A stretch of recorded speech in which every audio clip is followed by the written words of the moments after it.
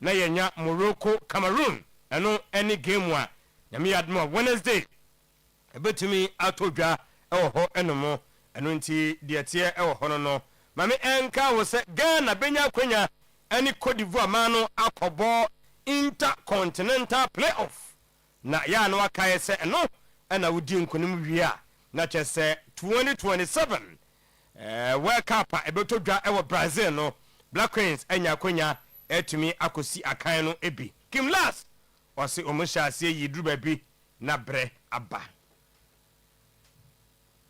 Hallelujah. We started the game pretty well. We were holding the ball in the team. We were creating some chances. We scored a goal. I think we started to kick the ball a little bit too long in the end of the first half and made it a little bit too easy for us and also for the opponent. Both teams were stretched and was more looking like a ping pong game for a while, and that is just good for the opponent. So we spoke about in halftime to try to control it a little bit more. I think we did it for a while in the second, but in the end we couldn't control it enough and create chances enough. We talked about in the press conference yesterday about that we had less rest days before this game, included some traveling.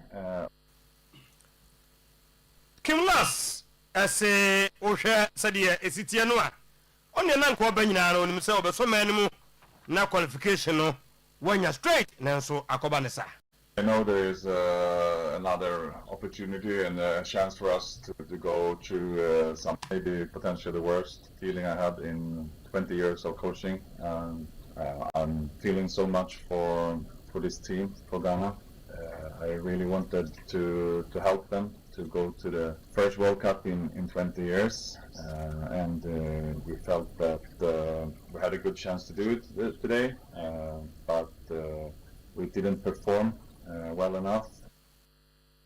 Anko yanimwai na esku member eye odrosafo na nasebo so se yan kampan tudwa se Ghana se dia na 17 ye paye ho ye hunu asem nyina no eye MRI na yakofa dia ba no esa emabreba papa. Sometymer Otuo-Acheampong Ecuador, Sometymer Otuo-Acheampong Italy, Sometymer Otuo-Acheampong Scotland. Like there was nothing like MRI. Until you say Alex Okwe is 17, Usuo is 17, Musa is 17, Yaprekwe is 17, Udatelampe is 17. We all saw what happened when we free 17 Okoye. Until 6 years, so we cast 17. That's a pay any player in the 17 zone play in the 17. But in the sense, say. Uko Nigeria, wamwedidie ane wamgrove no 17-year-old boy no also wasem. Uko Ivory Coast same, uko Senegal same, uko Burkina Faso same, uko Mali same. And then when they come to games of this nature, they physically you beat you. I want to beat you with the strength. And we are also looking at say either will be a conscious effort to get a 17 and a 17 team that will present an exchange with everybody. Good.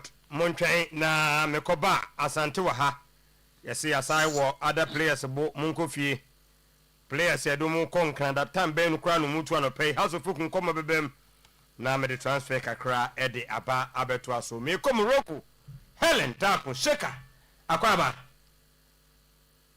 ye nyatino na boko de na me adon bibia boko ye we na ho fitire no nyina ye ra pa dia na kofa re ho ne bae dia kofa re ho ne bae nyina se lusa nyaaye na me nyina ra ho because enra o hwe time a ball game ni wi na ye ba press conference a o hwe kem last ni mu ya na ne ra ho ya December ko kan say for 20 years Black Queens didn't qualify for World Cup no na nani so ade hu so betim the Black Queens of Ghana a qualify akupim World Cup a ono kra kan say obedru Morocco ha no akohwehwe beebi a ye tattoo nanka or the qualifier nanka watatu no so they are to nobody no na aya achievement e dia mo no na afin so o my Ghana but anko wie ne sa na ye pe no ye nya onse ye be free Rabat Casablanca BPM e Rabat no me catch yourself from Casablanca to Rabat no omo the bus ne bae and it's almost 4 hours omo bedru ye so omo intima antwini ade chi ye no omo ye just shikap kakra bi intina fatigue asset ewo emanim eno so enyina Unswa, Tama Yebo, Blue, now I bread. Nina a camombi. Yakobisa came last say Adena Utimi yes I changes Nintem. The blast gas a Ghana for say Yanni changes the ma Mobeka. Ye terms wa Mobeka. For now what's one Ubusana said Daintina Ghana Yentimi and qualify and I say playoff a year Kobono. That is Bena or Durema was Onyan se Bia.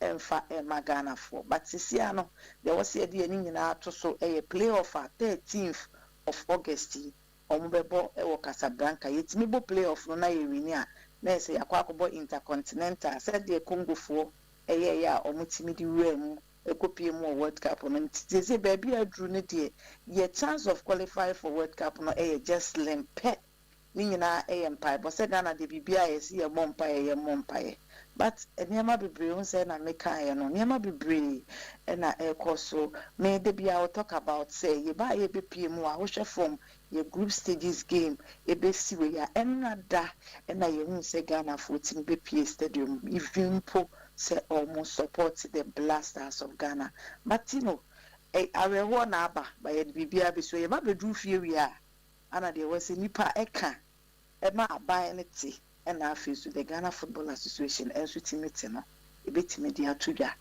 Yen Kasabi, but the abaning and I know was a Ghana for in our soup, Nastel, Nani, a supporting man, a man, dear, no more the Oma Hoarding, any Omunian, some more penny sent credit to qualify for him.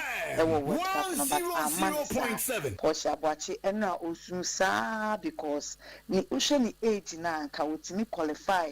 It could be more World Cup no nanka ukusi akaya na say obe retire wetimi a retire but our man is atino ya e ba ha sense ntrofo and afi supporters nyina na nyina ye reho pa titino anope de yenka ne bebre yemfa kakra ya ma yetiefo na monto aso mfemfifie yebeda Helen da ko sheka ase Morocco nkomo bla queens efrimu ena no pay Martin and Cano me come in na fei maye asante adwuma no sanse anapaye 6:30 ti boys na omofro video no enda ho me satellite na no pay enia ye but whoebe 7 day na kotoko A2 Africa bia mu akopiem ewo enkan na phase 2 of the preseason no etimi atodwa na no kotoko sa to so eboni na enuachi and a coach and say, oh, massa. Players in Boha still. Nadia Yamakoye, nti Mosonka already. Na 4. Well, you magwache, na 6 abaka hunti 10 players. Nti. So Kotoko. Kumasi Asante Kotoko. Yes. The second phase of their preseason. Yes. Na enkre wo no se nkran no mo koye no yeah okay so my xxx buha Emmanuel MP atro x Prince Badu Zakaria Fuseni Dauda Saka Johnson Owusu Isaac Minta I just said we mo omunya nkran ni bi a tire no mbe join with the junior team. Oh okay Instruction from I say saying training with the junior team na say they should train with the junior team. Okay. While the senior team work. Oh okay. Next say coach them for mu nya adwuma afi ase no. A bit my yeah mostly yeah na sa no person che say afi no bi anyo no nka the plans. Okay. So 4 youngsters are in the team now. Clever Obeng only a goalkeeper. Abu Adams, Lawson Che Manu, Bismarck Ofori. Okay, so almost so any akwanya say omunko chede ombetimi aye. Reported not me picking an just those players are promoted to the senior team. They will have nothing to do with the junior team again. You the bayana sani na beso omo no mebo ya mane so far the nim so omo ko preseason ni bi. No ba. Yes. Okay. I lost in there. I can say Lawson is promoted. Emmanuel Mama and Yakubu Isa, they've also joined the team. Yes. Okay, Hearts I share discussions I see. Over the possibility of signing Kwampuku from Asante Kotoko. Yes. Kwame Noah ya tro X one di hono. Say onen kwalanye training no. Yes. Ono na se na mo kan. Okay. So say investigations which I say has now established a contact with Kotoko. Now much at there. Or say they've held preliminary discussions over the possibility of signing former Asante Kotoko forward. Former, say He's a Kotoko player. I don't know if former. Solo ona ochocho bro for yabra. I don't have a Kwampuku oi solo. I don't have a Kwampuku former Asante Kotoko player. Sa sack mu. And yes, there's omni Nkolanye training. There be Kwampuku nka omni Nkolanye training no. Oh, sir. The new 6 unse omadi can sack 4 players. Sack is the same. Like be a performance, be a almost subai, especially omo I say football there and sakini bo. And there be subai there no ye. Unse last season no. Yes. Reported that honoma menzo beto ye no. Players in be or disciplinary issues. And a season is so omo die na di kakra bi. Especially unse menzo buy no more break or from nyina meeting. E bi ama. Inti no just oppose report now at the order than plus. To say Kwampuku say Matia no ase say san. Aha. Say team no contract. How many no contract? Inti the contract is terminated. Well, Omunka so terminated, but these are players the technical team told the management the board that these players ain't mini omunya juma biem. Inti omun terminate contract ne there but and that's your word sack.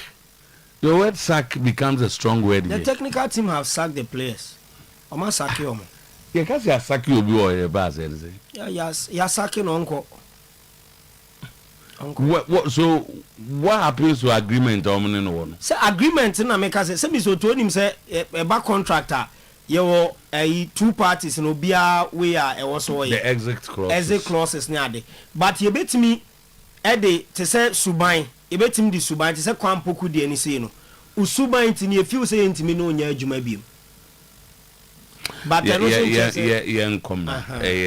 I am it's a bit fluid my confused because ansana di suban be yimedi wa adwuma no you must have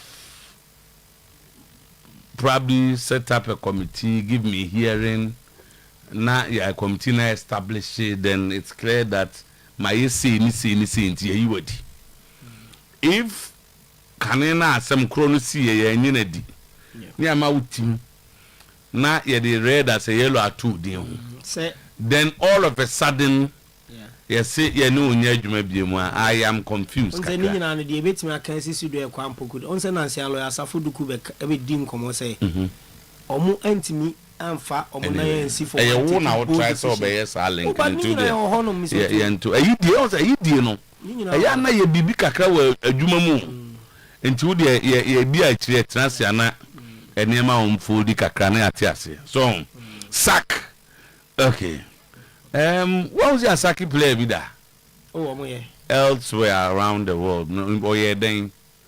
There are new terminologies in Ghana here.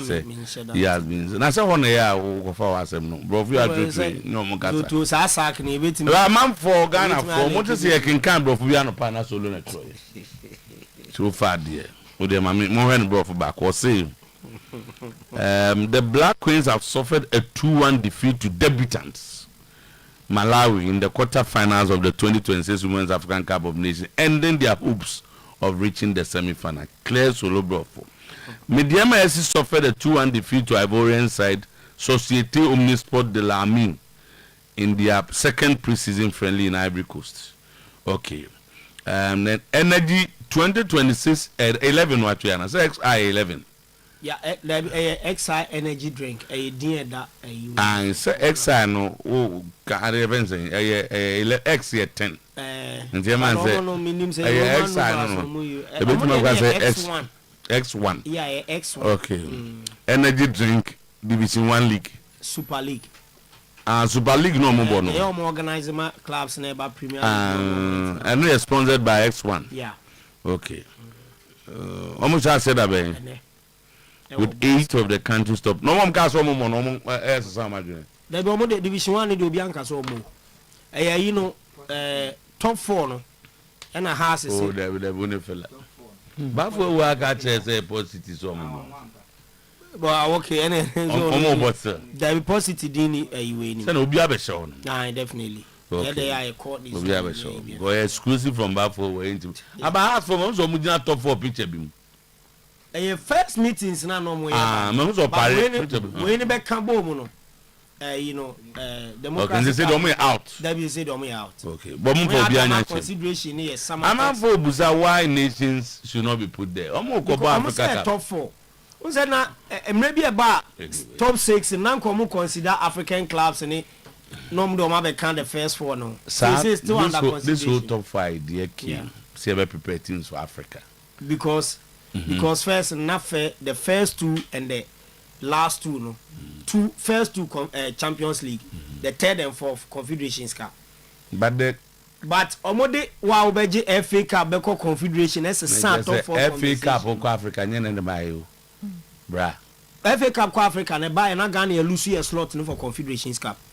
Sa 3rd and 4th ne lose. Ba na FA Cup no nko bi. Na FA Cup nko. Ntu je FA Cup na nko Africa. Debi. Since year be. Oh, be 7-8 years ago. But na omako bi earlier on. No more call. Na first, Mizo do it own first and second. First based on CAF rankings, first and second co Champions League. Na 3rd and 4th, eco Confederations Cup Ghana slot. Any lose the 3rd and 4th slot, no man be CAF first and second. Tina first and co automatic. Na second na be Confederations Cup. And almost say the way I boy FA Cup na say Nkrofo serious time we introduce here no. As FA Cup. Is that na FA Cup on Africa? There be na Africa. Okay, na Echeya na FA Cup Africa. Na FA Cup be Confederations Cup. Na wa be League Champions League. No, di kan na FA Cup on Africa. Derby na nko. Unim for a fact. Oh, meaning for a fact. You lose your slot. Let's say FA Cup ko Africa no be Africa. Minimum years no but it by me be 10 years. Any 10 years. Any 10 years. And that's a sense out of for conversation. And the Magaka introduce you G6 ni G8. Said they be on be incorporate so they wa kanai. Oh, Mizo to say na men coffee. So far the nje obi introduce video there. All right, so Javier Tabas says that Gianni Infantino is destroying the very essence of football. Javier Tabas was one of the powerful names in European football. Yes. First elected in 2013, or on the 4th term. At 2027, we will see after that to Nkobim. Sankrofo ne do man no is Infantino so. Okay, so Grimobira, the warrior. A man for series on Abeye, the most important signing of the season.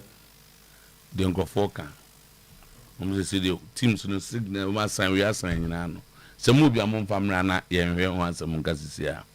Na baba say baba mabo na bu ndia no pay. Why? Me say is the boy odibe na bona no pay. The young boy.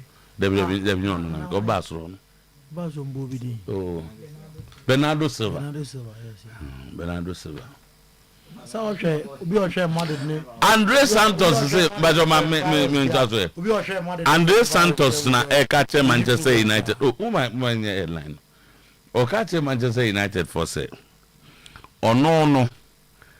He can be the solution to Manchester United defensive midfield problems. Yajinidi Andoni Irola, 5 matches and now 4 our preseason. 4-2 against Sunderland, 1-0 against Wrexham, 2-4 loss to Leeds. In the Monaco to share or say preseason carry. Barca and PSG on Ferran Torres. Harry Kane to sign 3 new-year deal. Liverpool has a final green light on Bradley Bacola. personal terms according to sources. Yes. Agreed, but Liverpool minim so my nyakokodro ni PSG for drew here. That's another one. Again, an abomination. Then an abomination. Daniel De Rose said, "Yen start league and Sana Yakurusu transfer window. No, it's creating problems. Yes. Except for the smaller clubs who play a na ubi a winner be discovered. Your kotoko listen so when we come back, neding in us. So lonti wame chichimu any idea I be go winning yeah so the ben has a good mono. A interesting weekend. Oh, okay. Saturday. All right. Who am I? So one is only a wee way. Saturday. Would you do, Baba? Is that you? Dear, wow, problem. All right, quickly. Yeah, first flight consult. First flight consult. Monkanje routes are the way, Missy, on your, and 79, number 1. Obezo Sunday wa brochira. Unya ade bi efan SAT. You prepare no akotro pass ya na the account o certificate on the copy school. With 100% scholarship or less. American schools. And no first flight here be 2. Obezo nya master's degree or US.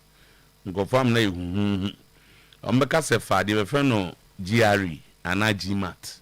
So now the support to documents no anyway yeah when impa go for the co da anti co first flight or friend obey classes no na do atro no atwa na de account na ko baba de zero so ya broche de nya de awani je ho bi mu nti ye ne omo mbeso omo ko no UK so a obey IELTS and also I say English proficiency exam o pass ya o ko onya scholarship e de ho ne me kan obi be ji ho achini and now so a bachelor's degree of Finland, Norway. Nina mama VSS no okoye we nyina ko first flight for wa. We are tickets na the cake ahonya visa. One ade no if you have been denied the UK visa na be so mo kon be fa so a on be cho. Main office no ban to Kumasi. First flight consult number 0543 869359. 0543 route me anu na kasa bad. 0543 869359 and 0502 738 046. Kanjin and I drinking water. Baba, boss, young boy. NT and pay Yama special good morning BM na Yamu Kwaba Oyerepa 100.7 FM.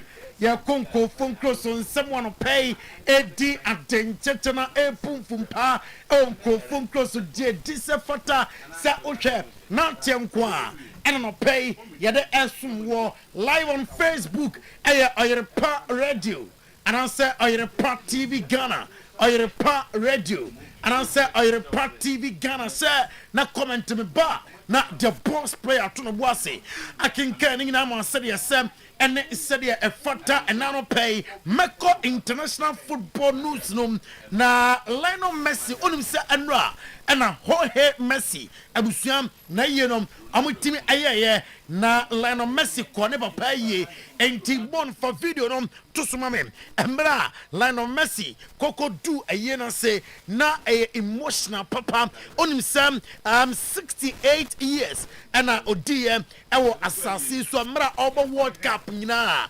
na yadenom affecting papa enei enram oja ne papa kwan kra oh yes no yare oyare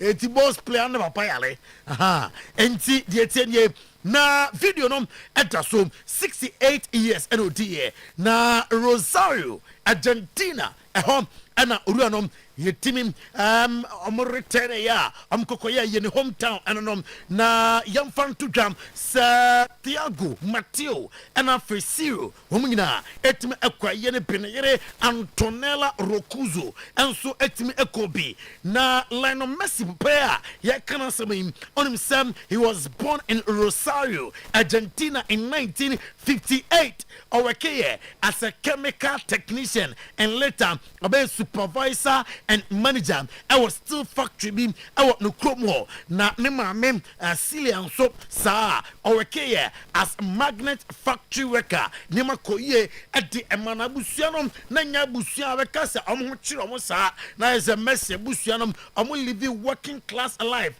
in Rosario. Emra Oninom, na Deba Kwa, Nepa Panirem Fida, and ne growth hormone deficiency.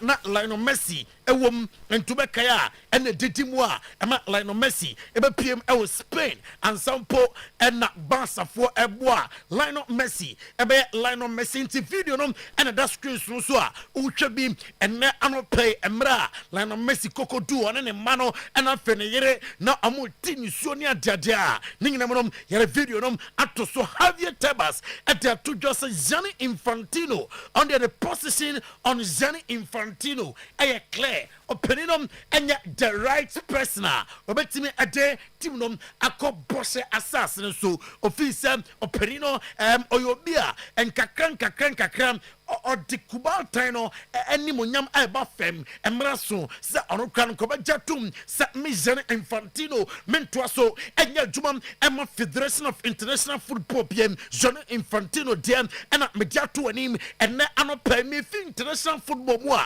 Member England, enough, anope, yenim komo ewo England, ewo Jumajero so, na Gabriel Martinelli, reporter, ekutame and say I likely, say Gabriel Martinelli.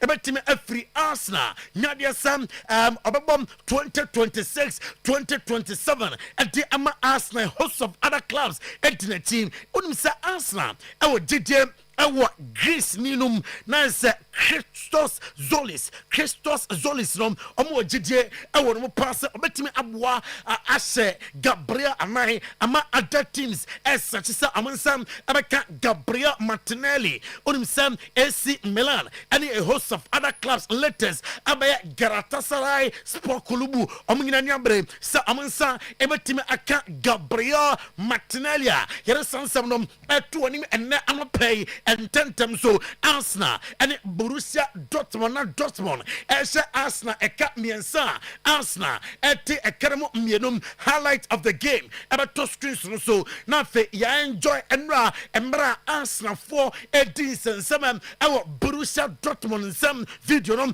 on your screen and play na dementing him on himself Folarin Balogun. Yes, Tottenham Spurs and Yabrem se Folarin Balogun former Arsenal striker woman some ebetim akanafe wabeka Tottenham Spurs players already amasan woman and your reporter ekutame and play Bruno Guimaraes were completely moved to Arsenal. Na Arsenal form on himself and na omuyinom ade eche wiasingina se die Bruno Guimaraes a player emma Arsenal na Bruno Guimaraes abusuam emra omo identity ade eche wiasinom niema way na ekos ntebeko na yetie na yahwebi on your screen or proactive mra Bruno Guimaraes omuyinache.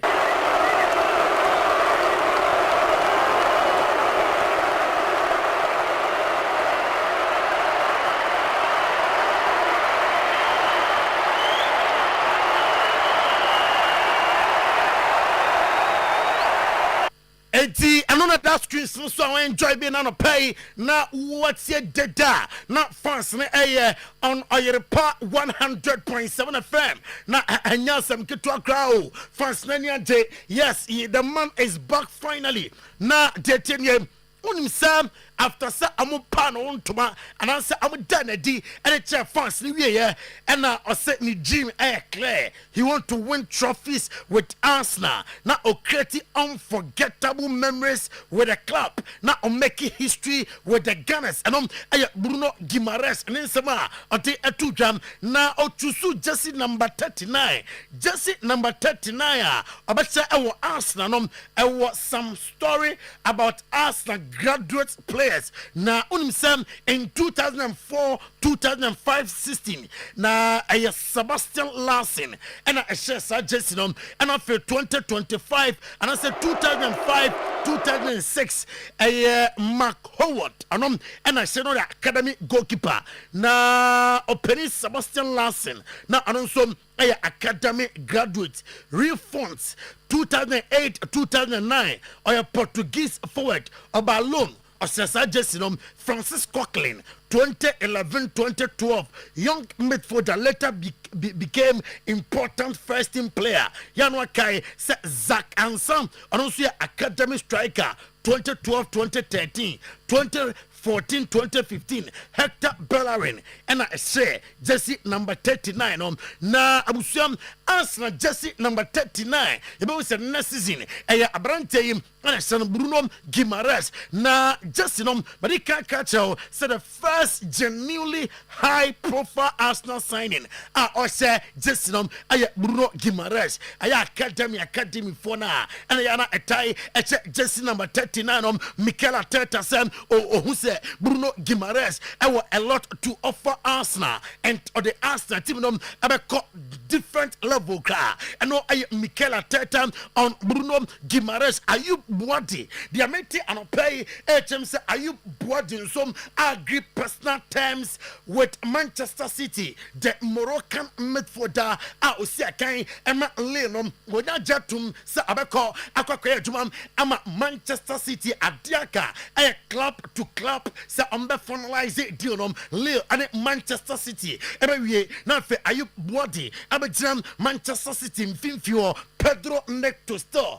ewo Premier League Pedro Neto Manchester City store almost on direct contact with Pedro Neto Campa I'm trying to Pedro Neto Campa ebetimi awie and some ponomo omone Chelsea some etimi edin komo Enzo Maresca impempe ayetrene ama Chelsea di atom Manchester City form pen for him said ye tebia obehia Pedro Neto na fe ono abeja nteteno ati ama Manchester City Andrew Santos a player now Emma Manchester United na Andrew Santos ade atudwam sa ono de ohuni sam obeda solution to Casemiro emra ofi Manchester United bokorum na osia kan ewo Inter Miami na osem yankam obiante opesam oboa team nom without the ball I was say running na oboa ni teammate nom enti office adwuma nom obetim aye ama Manchester United Michael Carrick confirm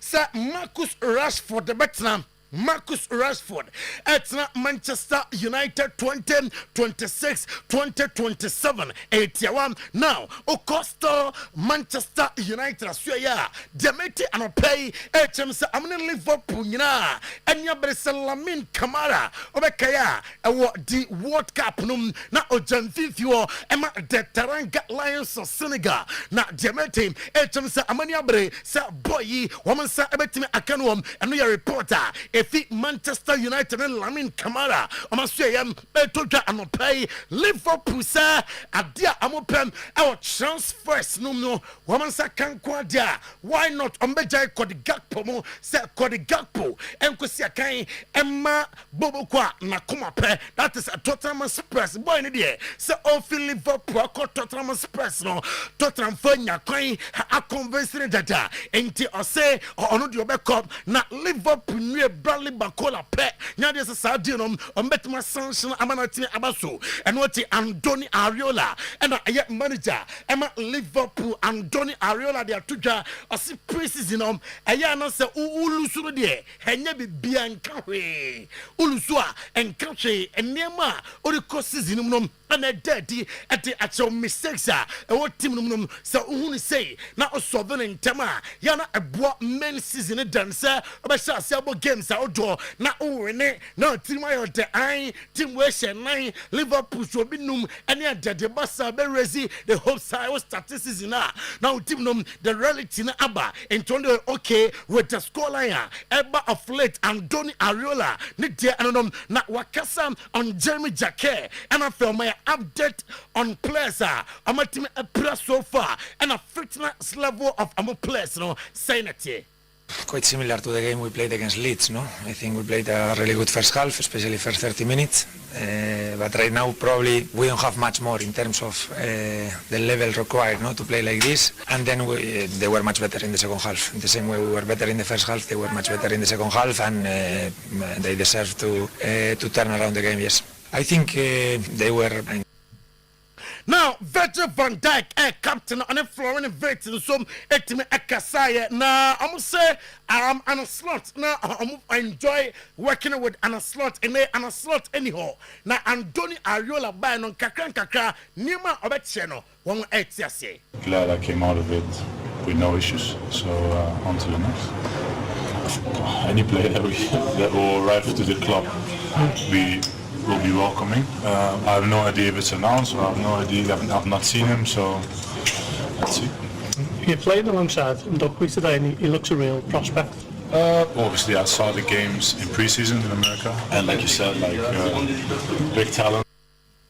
Now, Oko Manchester City, Enzo Maresca, and I manager weekend at Manchester City. Now, Atletico Madrid mom and a City channel 3-1. Now, we now say, are you happy with the performance of his team, especially a far now a Tosumino? I think first half was a bit unfair. 0-1. We created 4-5 chances, clear chances, but the difference first half has been inside the box. We didn't score the amount of chances that we created. I remember now just the goal they scored, so the big difference was there. But for sure you need a player outside wide that they can create some imbalance, especially when. Now, I know I am Enzo Maresca at the Etu Jano Pay, Yarebi Amau, our Jumadiano, so na Chapi Alonso, where Splenier. The team no as a opinion so precious, you know, and fire as a draw Johnny loose, you know, Ayadoso or Chimsey. Yeah, we are really happy to be here. It's a fantastic stadium. It's a club that they are doing things really well. I follow them for years, for sure, because there is a strong influence from Spanish people. Some of them I know pretty well. So happy to be here, and hopefully that we have a great game tonight. I wanted to ask you that. Now, Mamiko Spain, na yenim come I was Spain and pay na Barca any Julian Alvarez and come saying it here. Na the Ayati Chemsem wiki a decisive week for FC Barcelona. The Argentine ever returning to Atletico Madrid. Now it is expected, sir, Okokodua on it manager Diego Pablo Simeone. Everything come on now for the atunanim the willingness to play for Barcelona. And a reporter, Yense Kanemum Demete, HM Sarah, Sadia and Peninforania Bereno, Oko Atletico Madrid, Henrik Sarazonum, I must say Bansam Fa Compasso, and a person Amofa Julian Alvarez, and the Masa or Aberantano release clause, Munko Tianto, now for Munfa Julian Alvarez, I'm going to Juma, and for Emamum, not Barca, and Paris Saint-Germain, everything come on, and then on Ferran Torres, everything Barcelona, now for a Paris Saint-Germain, up a playing time, and your reporter, Ekutame, and then I'm pay La Liga chief, and they are to just say, League, a fee, a best strong, La Liga, no. Afi Obia talk about La Liga. A son said Barcelona as a semi team niye and a Real Madrid some and semi team niye and to all believe some with Atletico Madrid, Barcelona and other clubs team and you may call ye at the amount one more expert some league everything acronym. Maminfi Barcelona not mean call Real Madrid say now I'm gonna Ferencváros a boy I'm gonna Ferencváros and so 2-1 now Bernardo Silva, Nema Oyayem in the game. You had 2 screens also. Now for enjoy be, ya Casa CCA, Kylian Mbappe, Marc Cucurella, Omina, Etime I return to Vadibe Basa, and pay one medicals, Etime Aye Ibrahima Konate, Swako to Vadibe Basa, or also Etime Ayat the medicals, Etime Aye Kylian Mbappe reportedly, Abusiam. They see on your partnership with Mike and your reporter, Eka Yensa and I'm pay. Na Diamitinin Madrid pair a left center back, and your reporter Menseka na a left center back yatisem amani abrese bastoni se bibia tutomwa also bam before the summer transfer window betupunom emu na 194 million euros eno ayesika Madrid anya ati afi enkoda afi amaton ati afi la fabrica numa yede honsem eto nim ene anopai Roma ewo Italy Gabriel Martinelli ewo pusisem wo sign on Lazio ewo pin talks with Fabio Miretti se amebo loan emwo Frank Anguissa Napoli player Resa abesene contract until 2030. Ivan Ndeka Juventus say amu hianom amra na amya juma from Roma to Juventus and a reporter mensa eka enne anopay ewo juma denso Hurricane likely abesene mfiemiensa ama Bayern Munich as a player and now paying on this note live on Oyerepa 100.7 FM live on Oyerepa TV yenina so na yamfanko fonko so semnom emfa NCH boss player yes Sometymer Otuo-Acheampong in the able team atena se dada na no my sima dupe na yenin komo with Kanjen and Magic drinking water bar na so no etimi atwa so se abodunsuo eyansuo a wonom a toxins bia obodinum ebe ya pie na fe cells na kwan ye adwuma ye cells na basa ebe ya adwuma kama nti ade de ebi nchiche oni nyina mu no about alkaline na ewo nsuo mu no ye ko na ye Kanjen edi enkomo opening. Good morning. Yeah, good morning. Yanto aswe well yema Ghana fa kwa bembra Oyerepa 100.7 on your radio sounds for live on Oyerepa television. You pass it through now, you didn't come out the afar, Kanjen and Najik drinking water. You said the only refined alkaline water, what man can them say. In the way, I get statement of facts because several waters are your leading brands.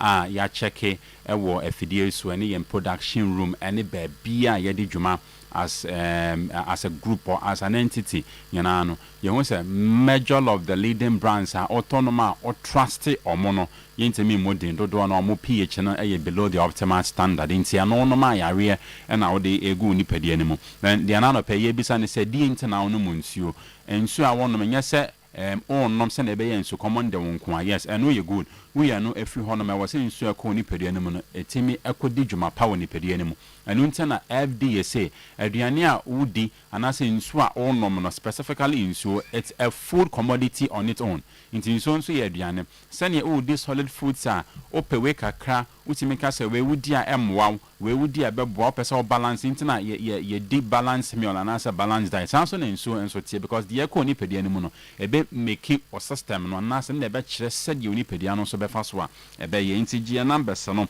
ani an mon nkomo and an pay a chance ye adwuma 0241 449191 0241 449191 and after 050 7379 474 050 7379 474 Dr. Otuo-Acheampong kame ati ase se baby any honoma alkaline why ya rebetimi atena oni pedi animu nti te said ya makenya obetimi afa smartphone no what go as part of you being part and parcel of the conversation na yet to say ya boy team and ya ka be nti no be anase dodo na omanom Kanjen no obi no ma oso hu se sai pa e woni ni pedi animu enye nsuo bia na wonoma obetimi ho sanse san no ene yenkomo a ye di eyetiawa ya say ye hwe kwan a ofa so na wano nsuo specifically Kanjen and Magic drinking water kwan ye fa so na boa metabolism processes a ekoso woni pedi animu nti born ebema yen first slide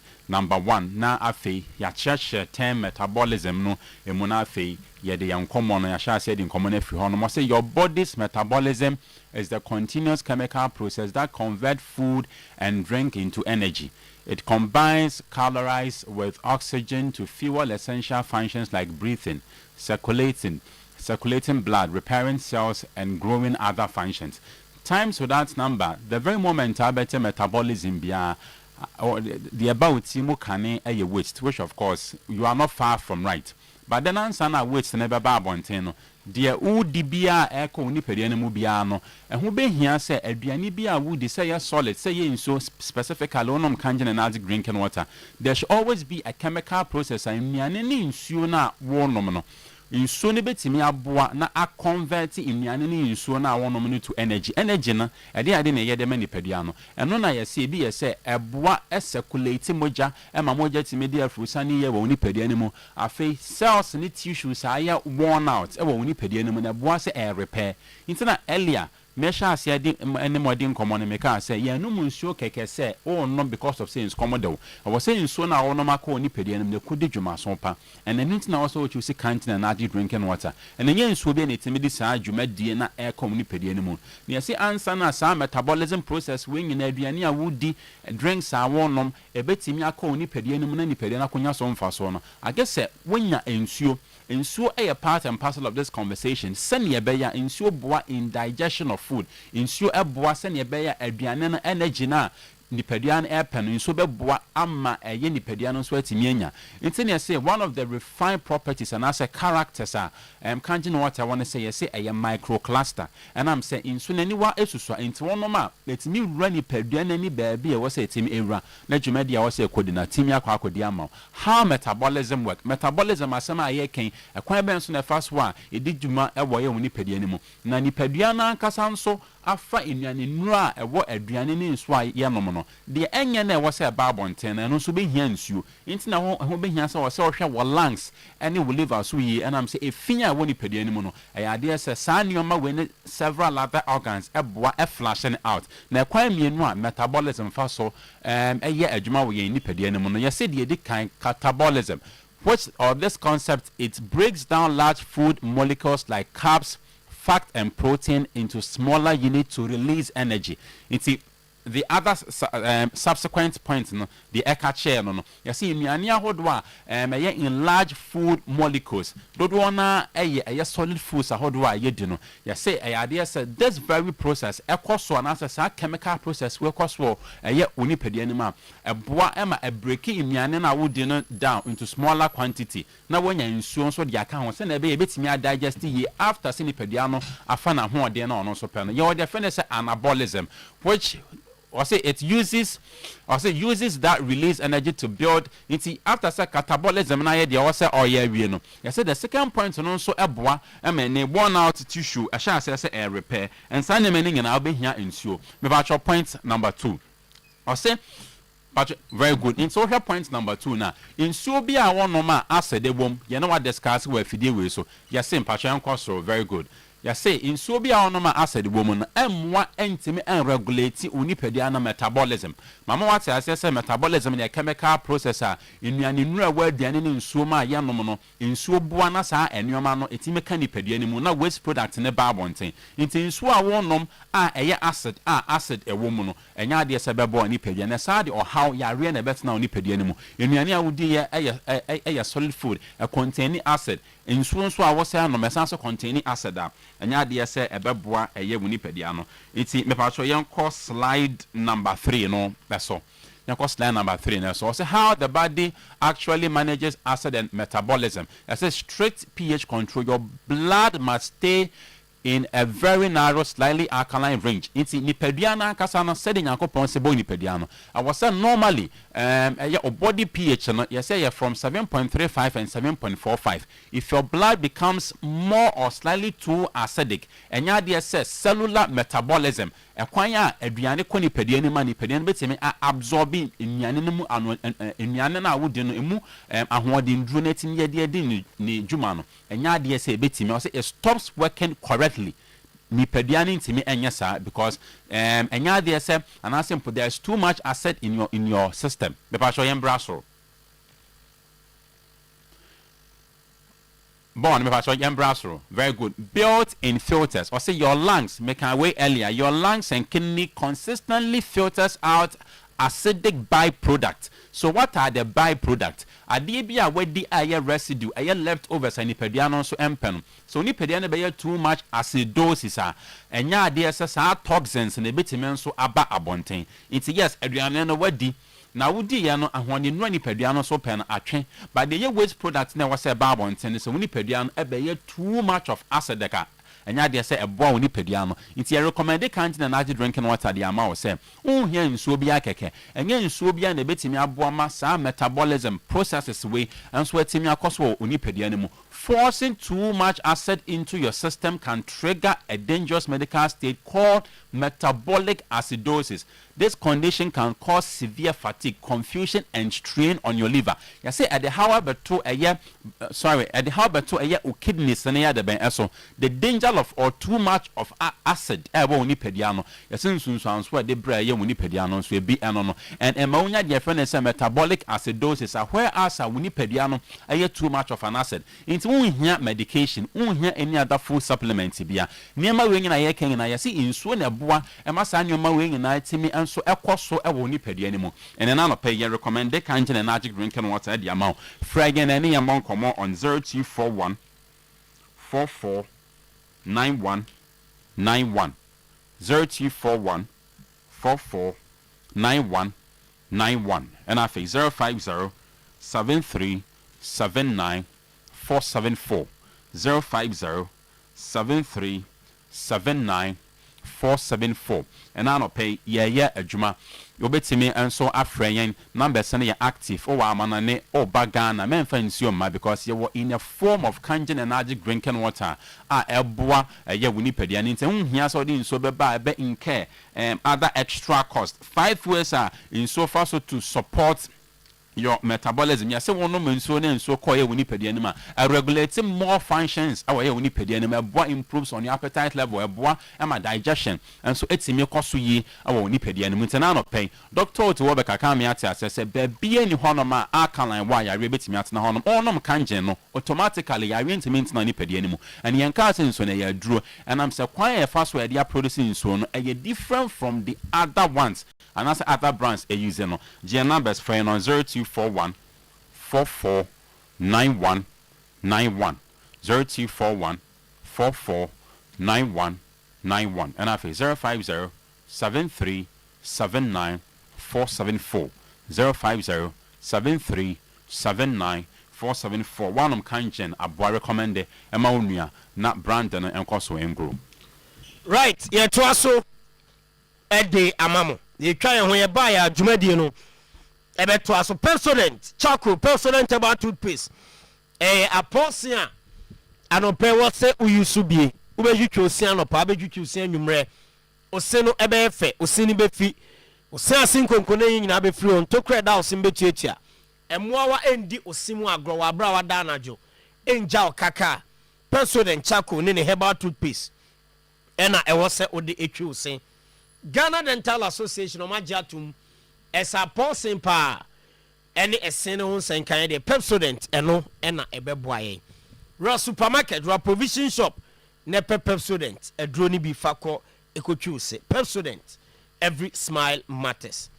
Bosomtwi Community Bank PLC baby account savings account fixed deposit in consortium savings and a fake account now be account now discussion ase egum ewo ye ho a loan bia ye de ma enkrofo wa bra wo mo de oha beto ye so na ye hwese wo mo hu ebe hehan wo omo na abrabo mu aye simple de am no salo no o qualify se unya bi ye ma loans awodo inkososusu loan transport loan microfinance loan salary loan commercial loan bonanza loan social loan church development loan and agricultural loan when you secure de ma dwumade bia wodi adwuma bia wo ye no o de ko na wakoye unya mfaso apone kakra efabre terms of payment very flexible.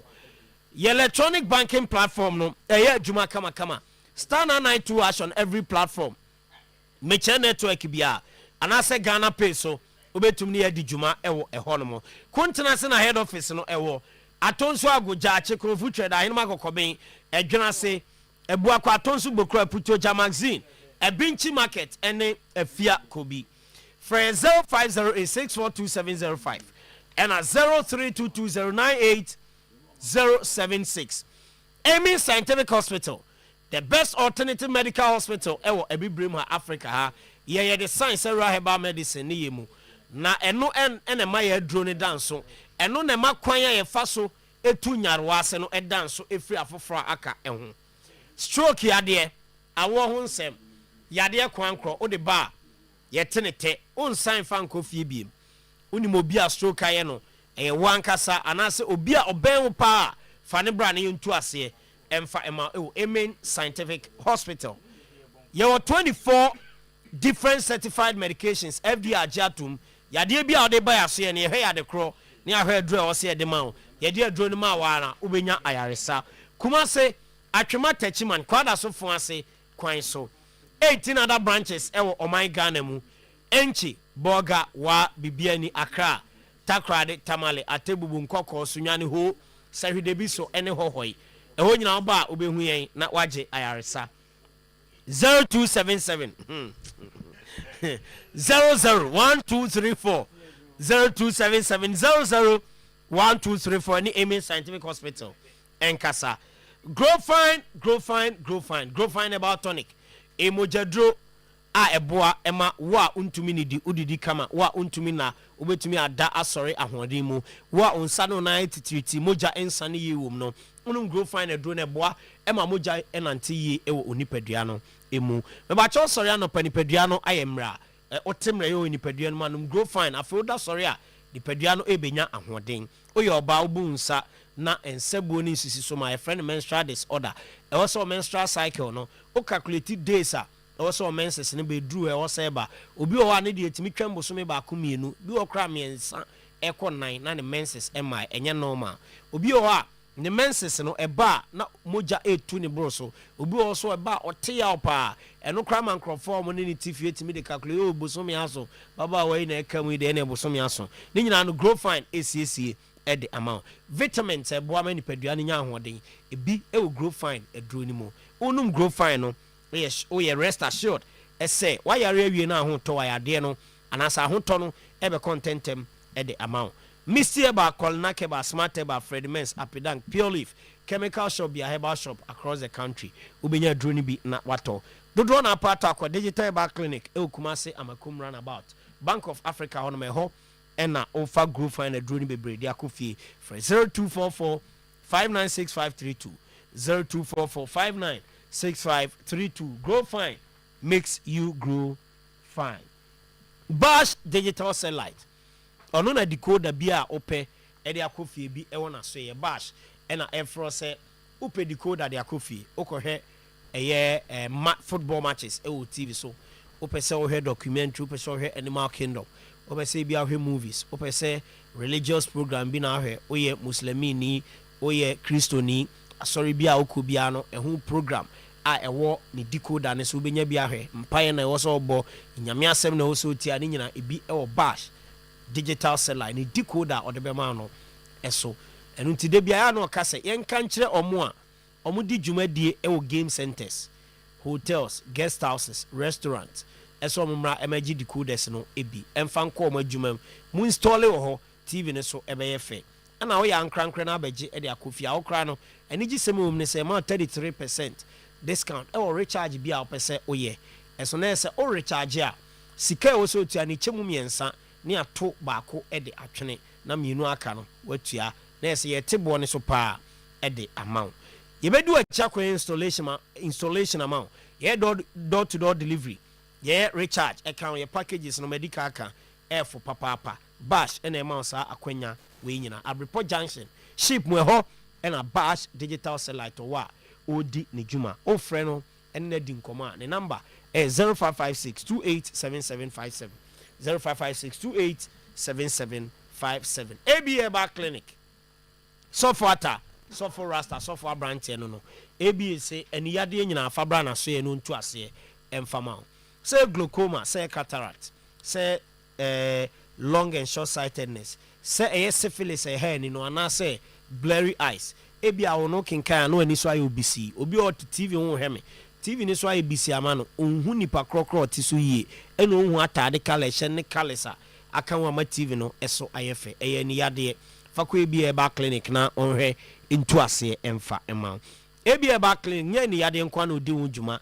Doctor say o de oba na o hypertension o stroke o prostate o liver any kidney ade bia na fabra na so ye na onhwe into ase emfama no ya meka se also ba na so ye no diagnose you no hu adukro pot ye wo se odema entena ba bi emma ne ese o monto adro ebi ho emfa emreme emfa Kumasi kwada so gina se main market e chiro no ma doma inkro Ebenezer Preschool a ben appear cubicle store ho na ABA Herbal Clinic e wa odi ni juma me say kanoma kensi su biem entena baby ensomo obi ana emma ne obi say beje adruma me e wo se ehu ya de crop tia ode ba ene adura e wo se de kan ene ya de no say de make na mu egu ahodo bebre nti ebi obi wo so me ya kan ya de asama me ntumi nkenkan nti no ene muma me ene ya de ni bi da bi se wo ba na ntumi nkenkan a ye wo ene ya de adura de ma ena wo ba na glaucoma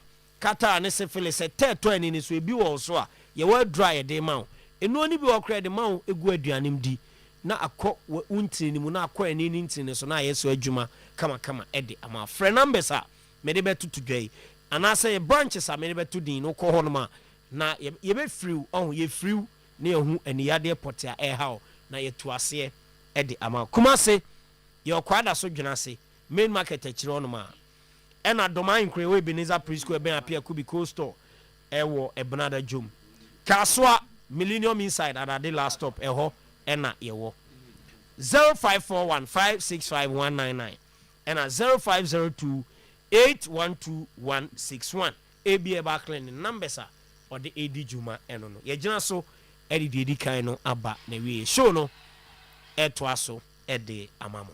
Thank you. Bafo akwaba yetio mpacho mjini se bibia boko pa ebusha no hoye amudi anya mpacho me se ne de bi ebusha no do so how can immediate sa bo fuga so lodi kwa se etiase sa emu na ho so how can immediate ya ko se baby omo wo ne onuanom eso abrofo na ya am ya dia tunte immediate ne ye oyere no ma and no mom do ba wi ase no ma form so me extended so from the before head value immediately na kade na extension immediately ya de oben wo sa na ma mete wo se da bia if it say wo da wo no oyere no ma na sorry ya masama me ba no na nye sile oyere no ma because me say me name is sister neti de bo mo nyo nge kan immediate family e sa no akofa asema ba akofa asema ba de say ni bo mani jesu lo ti o di FA Cup na na FA Cup time kwesi ante jimo ko South Africa be okay me kai pa that was when FIFA Kai started reforms. That was where FA Cup for started some Africa. I mean that's all make first and second name. Yeah, you my correction is a first and second Champions League. Not third. Exactly. The FA Cup. Exactly. Echo Confederation. Tama you lose. And on the FA Cup no be here. Na emphasis no me emphasis no minya any mood any but emphasis no ye time a FA Cup ni co breaker eba back no na ye lose ye slot 4 no so na yate and me be ye back for Champions League your FA Cup Confederations Cup and on the prompt top 4 committee ni say any we na watch immediate family no yeah no Africa me better me which top 6 and top 8 but I said be the FA Cup winners so ti brofo na wo kire mu no broni say on say omo no abrofo omo ni abusua tenten na da omo ni na na ne bo omo ni na na ne bo obanyina na okọ o mabi to omo na nanom ncheda ntani ho ti broni ni na na European omo ni na na onim de nanampo timi nka kase bia me na ti se me na wo ahima ko o so na akọ hwe ya me kwesra no enti omo ya no brofo no so na de be na ye ka bi enti omo kase immediate family your spouse wife or husband and oma and immediate ono mo fani mi na extended ne ye omo no do ba wi ase no a na mo so ya akoda wo ko su wi ase no na onua ma ne onananom koba mama kakra di omo si am from extended no omo na ye na ye de omo aba no asabio ye na ye yi no ye from immediate sa brofo no aye jutwetwam no your immediate family should be omo wo ba ni nuanom anom tenaye And son, why extend it? Why extend it? I go find go for the can. Just extended ni be your no man. Son was a key. Extended no your choice. Son was extended no your choice. Pedia who can born the Abameboa. Pedia who can just extended your choice. So also immediately your father and mother, parents. Commonly include your brothers and sisters, siblings, children, husband and wife. So and extended near the born the no the born some a different definition. The one who can question busa one question busa no the mouth. Immediately no papa no mama ne o siblings bar sana o ma pairing okay, immediate family usually include you, your spouse or partner, your parents, your children, including adopted children, your siblings, brothers and sisters.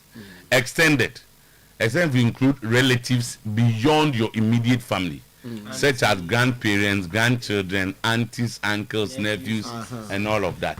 Say what they better they better massacre. But you can't just remember I mean immediate family. Name immediate family. I will agree. Okay, actually, that's all concern. Okay, that will squad no. I know my drop. Okay, but massive copper test scandal hits Ghanaian referee. And half of flats. Tama we do.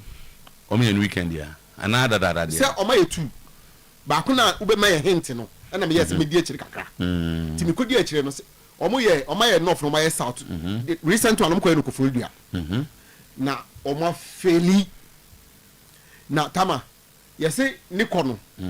Un say Omo wo ayi yetim abebi omobo na afi omo ma flag na afi ma red card dey oji dan say one pass time na say the red card no cross one nankofo eko but no nye the issue Tama. The main issue is that ye ka say majority of referees no mudi last season league no afeli here enti efe no plan say omo mu ko FIFA one no failure no do make ko FIFA for the yes yen ni sa yes FIFA then the team ma ma run but I don't know at your own cost but if the person ma absorb sa cost na we mu pray FIFA for the premier de eh ye de no ekoko rambi nti e ho asem ho ye ba the details no e be ba after returning from holiday Renee Headache lawyer has officially written to FIFA informing them about has payment of the money.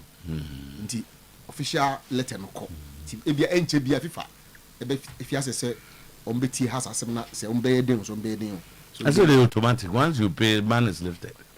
I say Omakachi FIFA for Sobotia. And it is how much. I want to the FIFA for him say start a league to player. Despite good faith efforts, the ministry and GFA couldn't reach common grounds because of misaligned terms for Carlos Cruz assistance and GFA assistance. Inti Tama Carlos Cruz deal na smaba ho. Beka ya Saturday na beka say FA no so mo pe coach foforo. E ho asem ho ye ba details no en subaha. 6 players has been put on ice for not being ready to fight for the Kotoko shirt left behind to train with the youth side. Inti and also so Kotoko preseason na koso won kan no de ewo mu kakra no. Okay. After playing about 150 minutes, Kotoko and Ebony put out a deceptive score line on their social media handles. Who is telling the truth?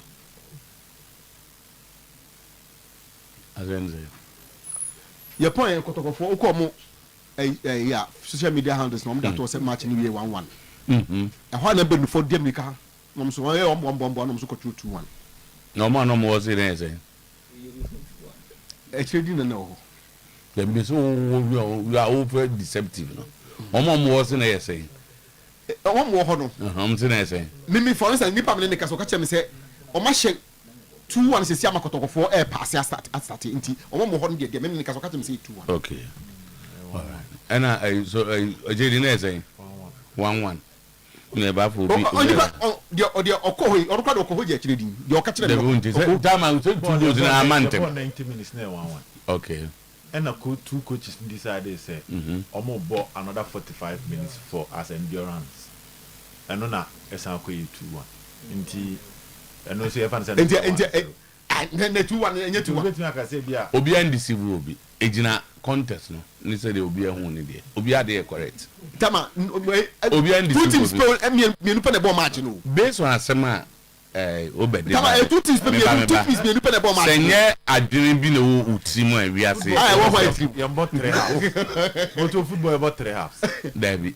You bought 3 halves. Na do be na tiso bi so onko na me ka say asemo de kan no case non issue. Tama asemo ya bo wan ya obi poko question is ya mo beti ase ya bo wan ya pon full time coaches no say yenye bi nkan ne nso e players ahon den hwe enti obi be fan say enka ho obi so be fan say de aka ho enti we de obi ndisi wo no ano no me da say bafo eje di yen sha say na ye nkwa man ma obi na da obi a tama se obi a de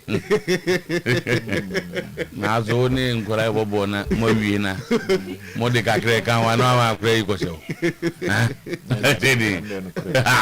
oni agro ya de mo pon na nkoro ni agro kakre no am ya che o na wa share I will send the own report ba okay yeah 1-1 nebo yeah but 45 no say I'm truck out o de o ka kotko statement o kan o truck out o de o mo fa kotko yin into so kotko truck out say after 90 minutes no almost show mo 1-1 after 45 minutes they 1-1 but they decided to play an additional 45 no more stadium no what did they know obi to say pon ya we once a boy ya we 90 minutes no na ma for crash start e ko and we saw that both teams know that sujina park ni so I say we coach referee abo okay am a referee call dressing room oh any and two teams na say any ebony poneti time for second 45 when they dey na referee call na any ebony poneti asama na sisamba sama catch ebony poneti ebony poneti but an additional 45 minutes played and honom they no so also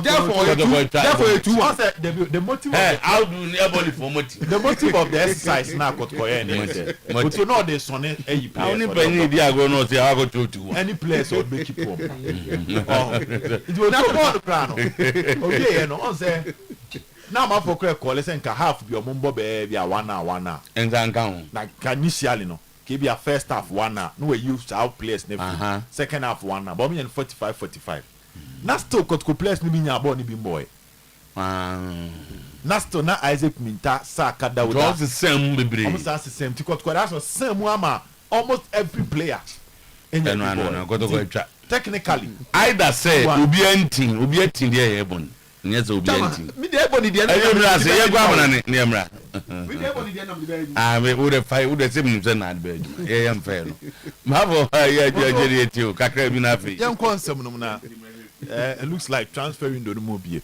very soon the as go for nto ana on dey assemble ba this go for nto you bono mbubono ebon kum ko ba Andre Santos akasa o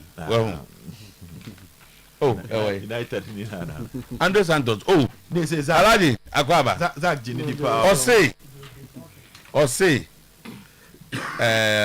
Andre Santos mini I am the solution to Manchester United defensive midfield problems.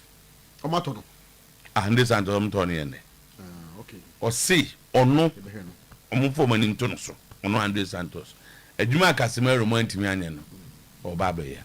Eje di eti o. Now ensema adi cheche ngofo nzimu ha bi ni. Tama. When you now cheche wa masolo anchire Black Queen's long journey for the World Cup no. Long journey. Baby omakudi no. Now they have a long journey for the World Cup. If they will qualify. So the best 4 have qualified, didn't he? One man go because I never. There will see our money a bebo. The fence. I'm never because bebo. The baby no no share na kobo. No the conca kafa kobo. I saw only Europe bebo. Sana Gwanji Jano. The best teams have qualified. And to Okona Oyadi no about Onyadi as well. I had the moment I did. Okay, me too, Mzobet. Common Guswan and Kokoswa when it comes to the transfer. Now, this season Premier League promises to be one of the Premier League is extremely unpredictable based on how all teams put to have the pieces together. We can na me share Manchester City and Atletico Madrid. Na me too. For now, no, it is very difficult to predict why na chances of moving to the next level based on preparation.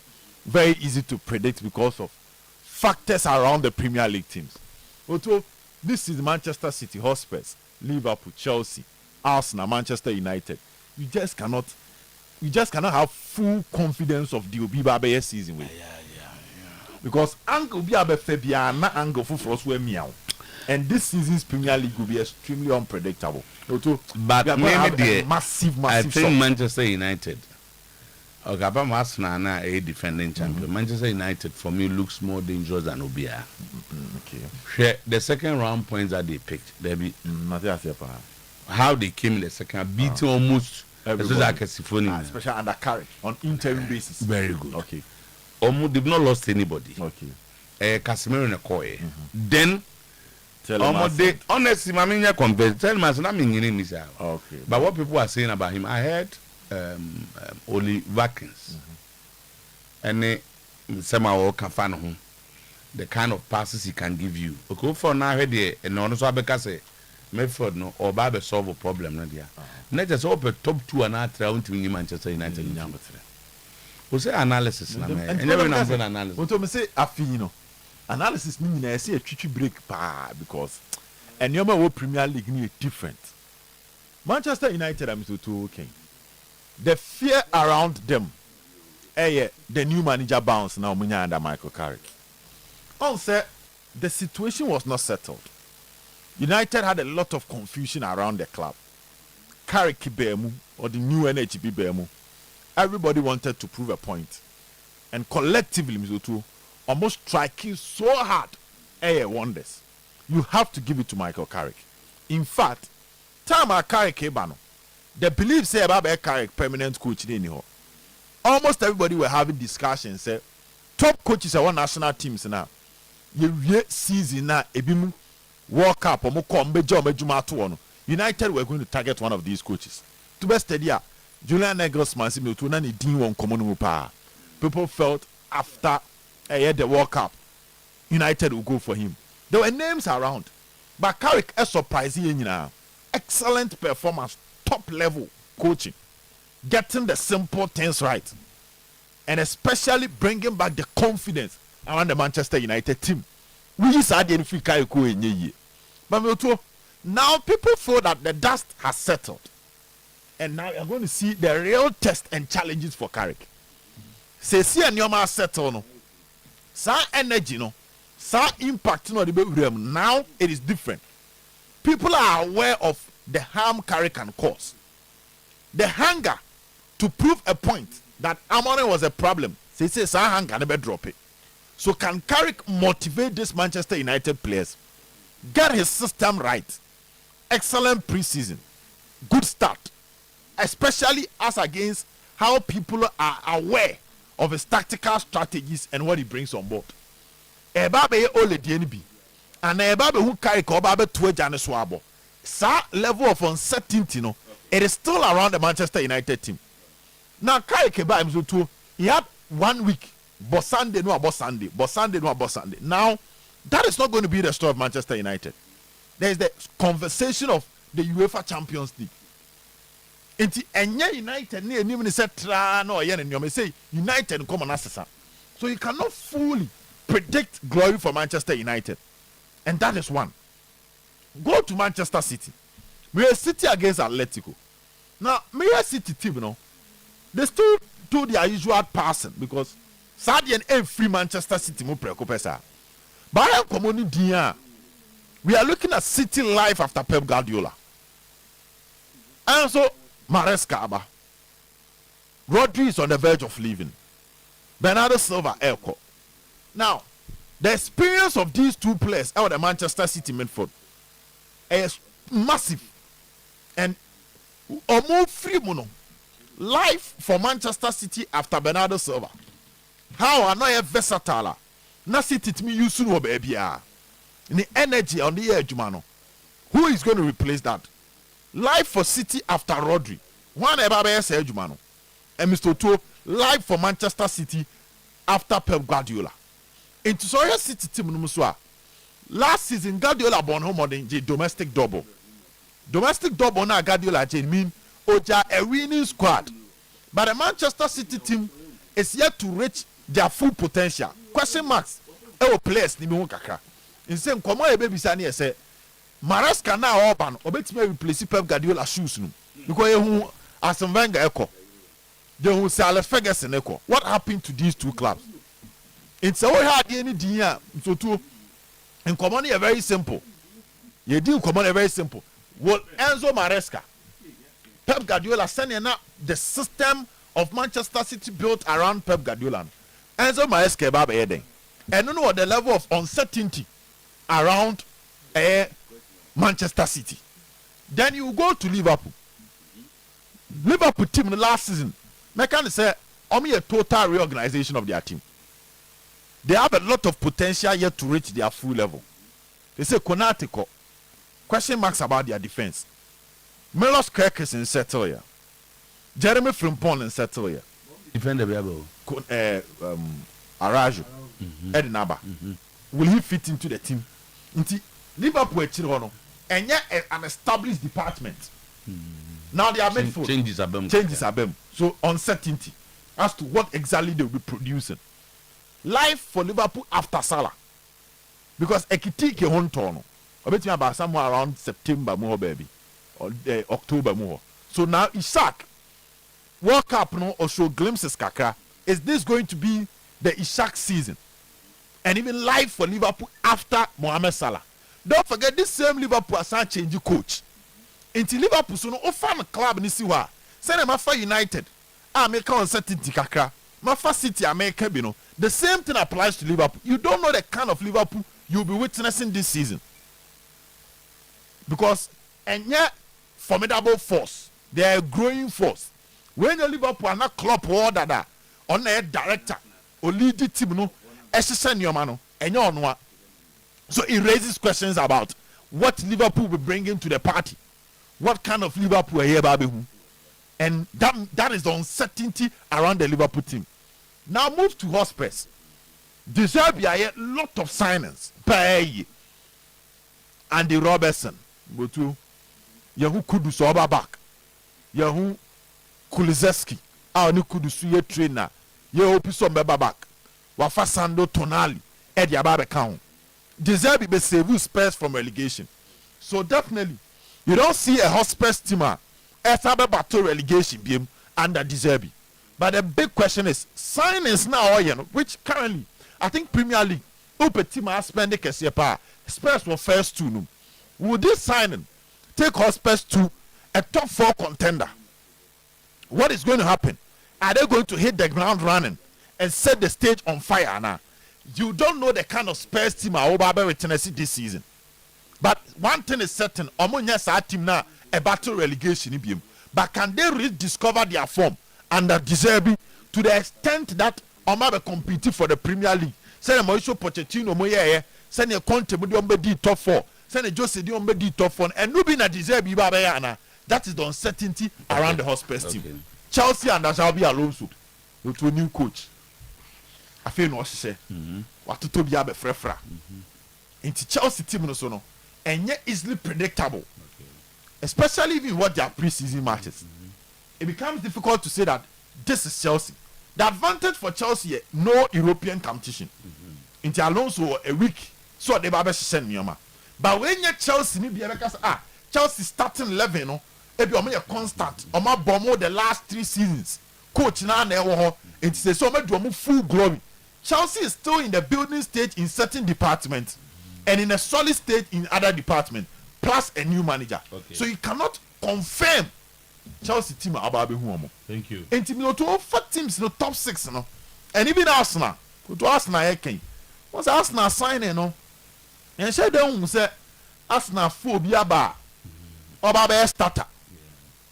And that is what a title oh moto obetu confirm start say confirm obetu Zubimendi be ko bench just say the obetu no kra obi a e de obi a be ko bench we den one is here but battery be start your account oh okay but mo to sha there can be Odegaard Warrior Declan Rice Zubimendi partnership na betimi akoso it was o ha ade ni din a Arsenal o ma strengthen but mo to me hu say ma strengthen sa it was they are still looking for a left. There's a problem with the champions. I say Pep Guardiola way. But Bruno Guimaraes obviously is a good addition.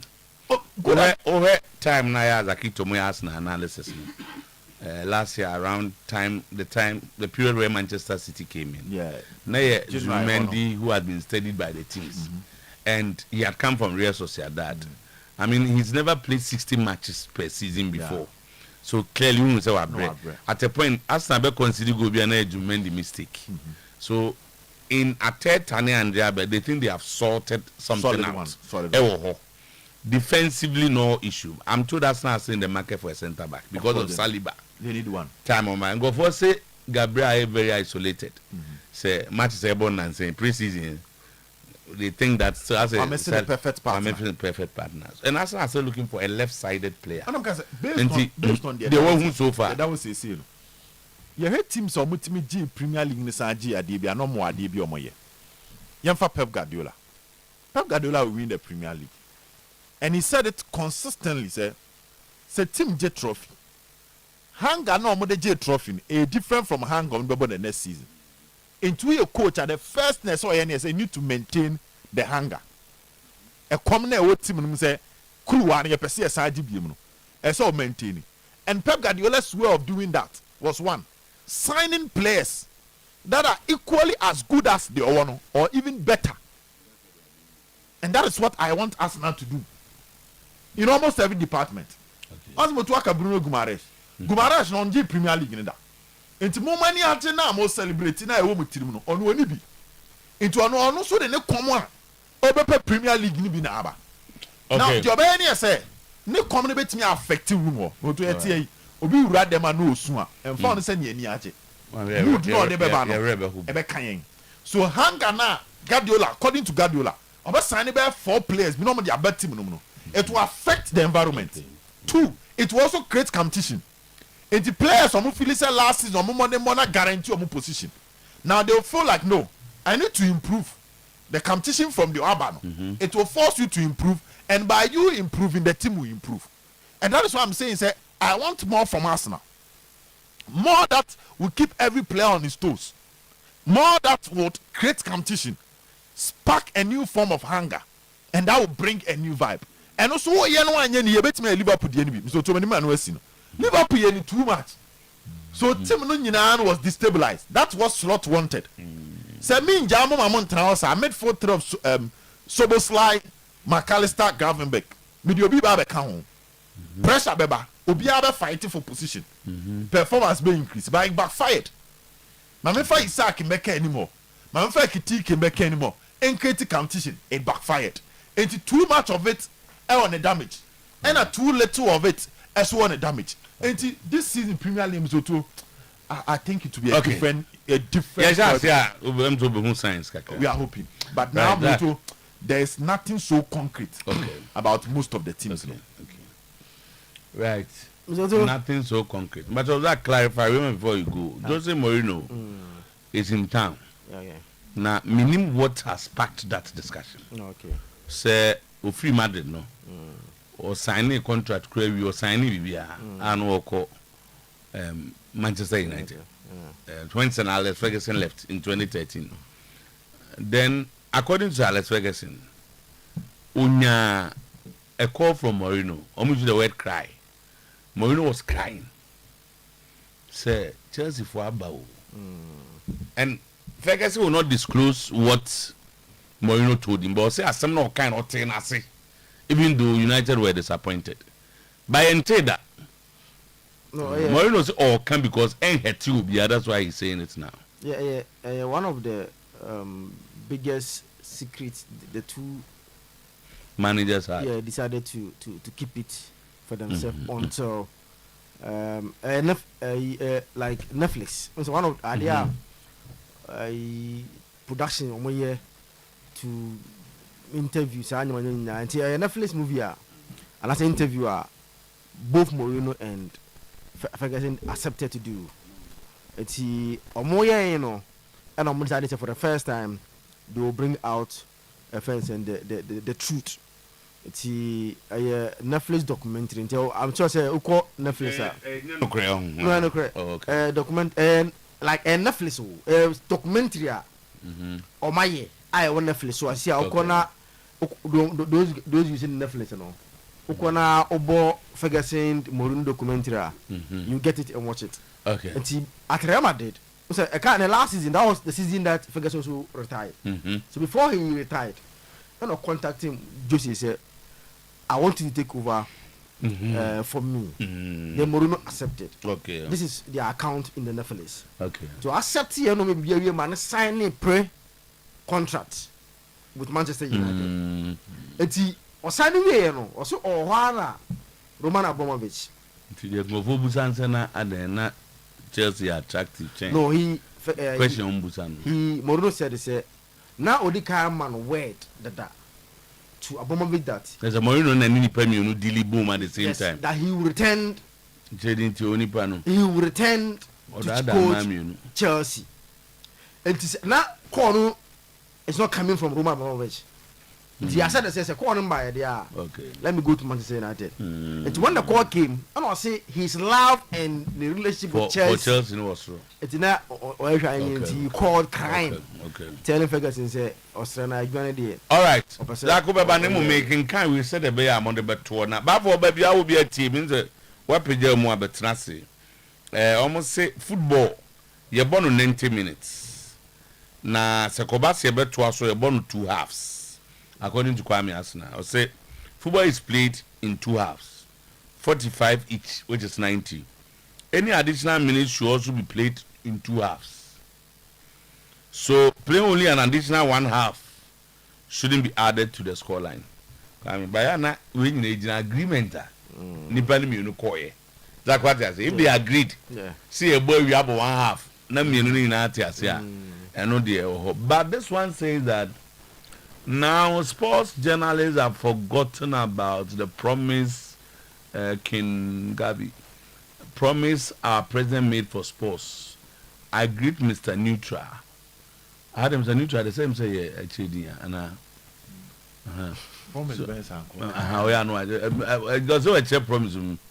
and that is extra time without doubt. Any goal scored in this period is valid.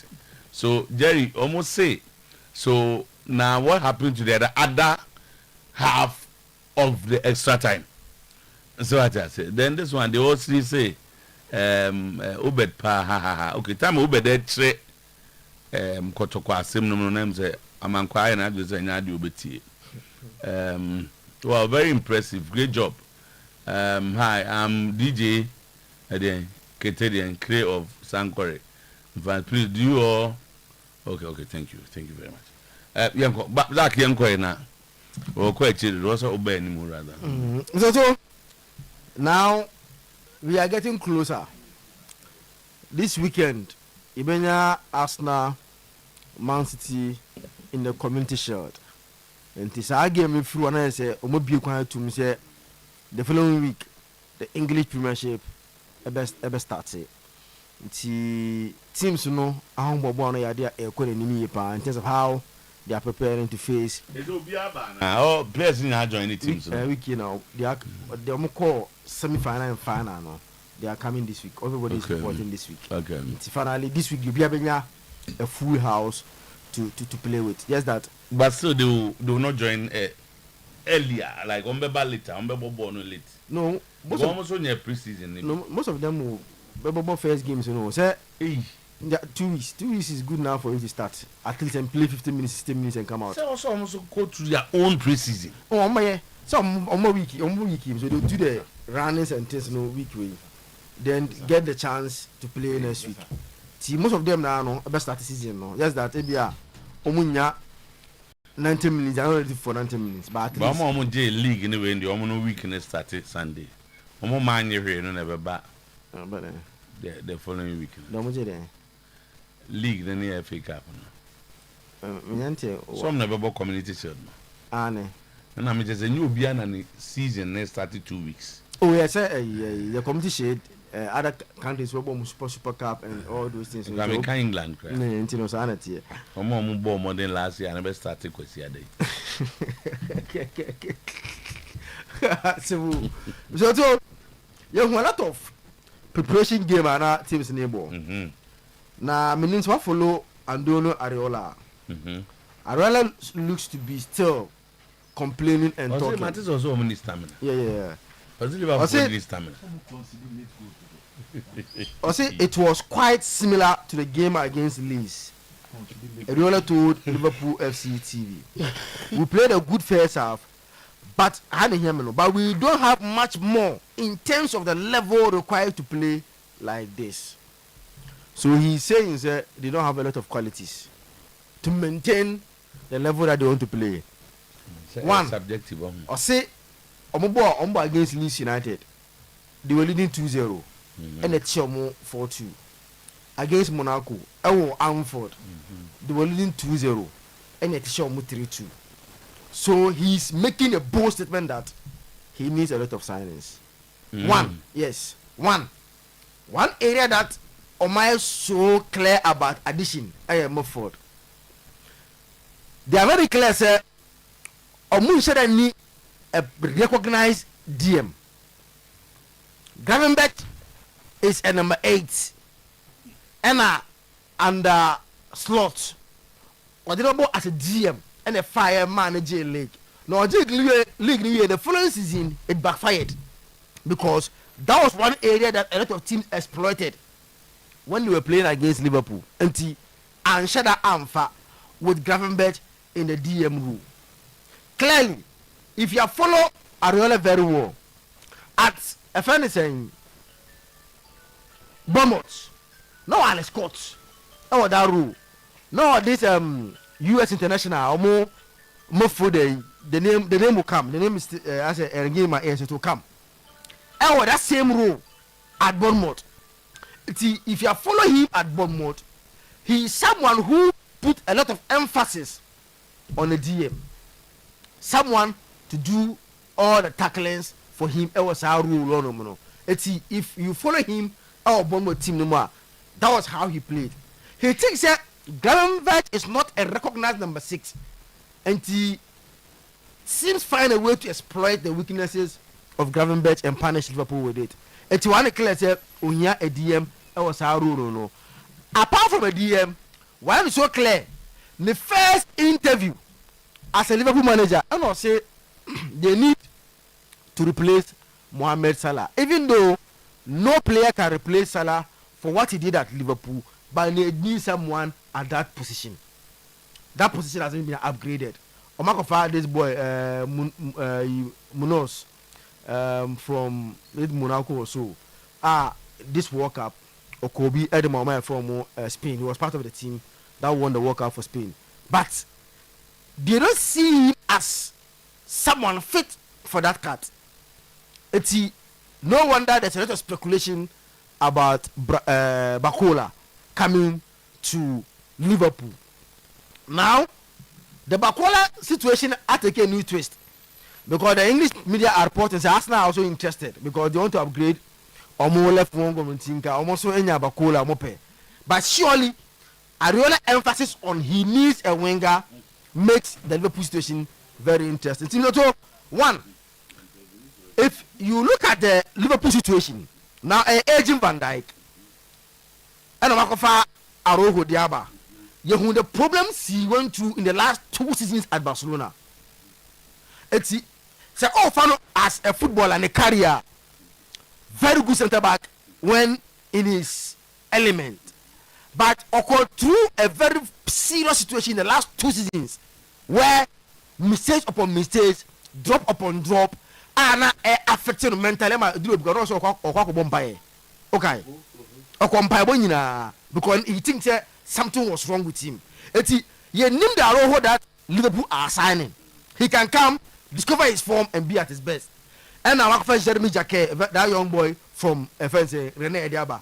So clearly, Andoni Areola is making a bold statement that they have to improve on their signings.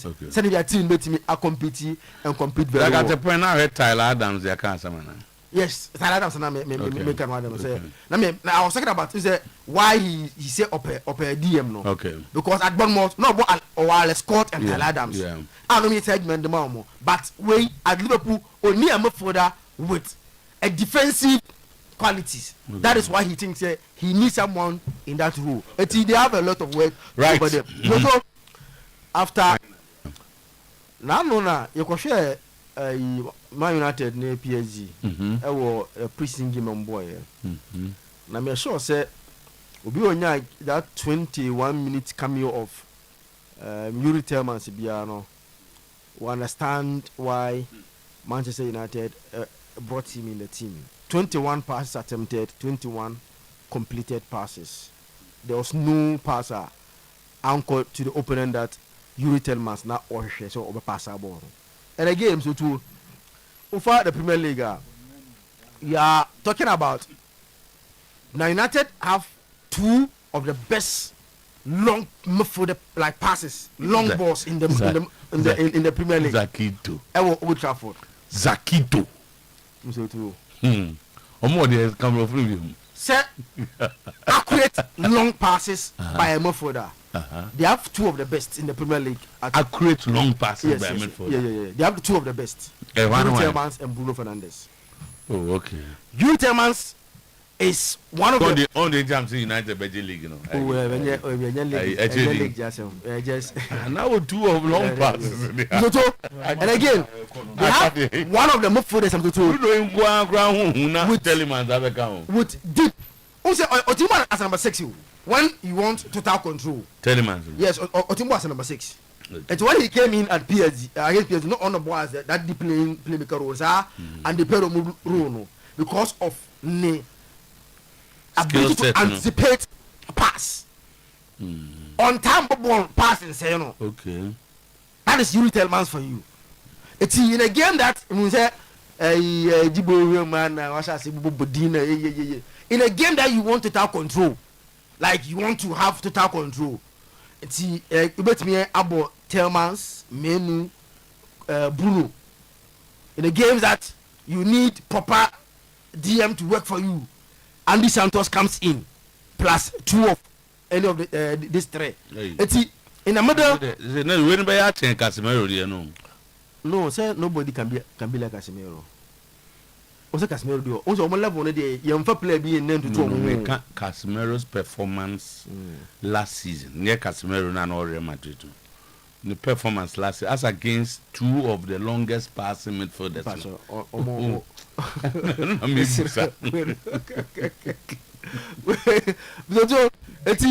We are in for the season to be started. United still were 2 games to end their preseason. This Wednesday they play against Leeds United. Okay. Normal ending with Ruben Amorim's AC Milan on Saturday, I think so. Normal we then. Hey, Milan no Chelsea show me be go season. Na e ko yenti. Oh no. 3-0. Hey. So unze opese opam players in be free team no more. Why? Milan. Amorim beso za ko pam players. So they have a lot of waste like AC Milan players be a waste. A lot. Jibu obeka no kore pa, me so ka no kore. Pa, me do one thing I like how Jibu say o ka no kore pa. Say obeka no kore. Me bi ngwa go ya di waste ndu ko pam. Who say fair onya very good first half the game no. And from a very set piece players no we are. First half no. So mbe we ya kan. One by 2 quick goals. So yeah no substitution. And they the Gabby among 1 to almost a team now. Tablets, you can compete. I'm a bayana too, penny. It's for our modern day. The only thing, if Usher fair suffer against Chelsea, he clearly shows that from the 35th minute to the 45th minute, the players went to their Allegri mood. Almost, they will go. Young factory setting. Yeah, factory setting. Young queen, I feel no money because I say, they have that against defensive game. Meanwhile, and the sanity. It's a for them to accept that now they are not a defensive team. They are attacking oriented team. Jibo,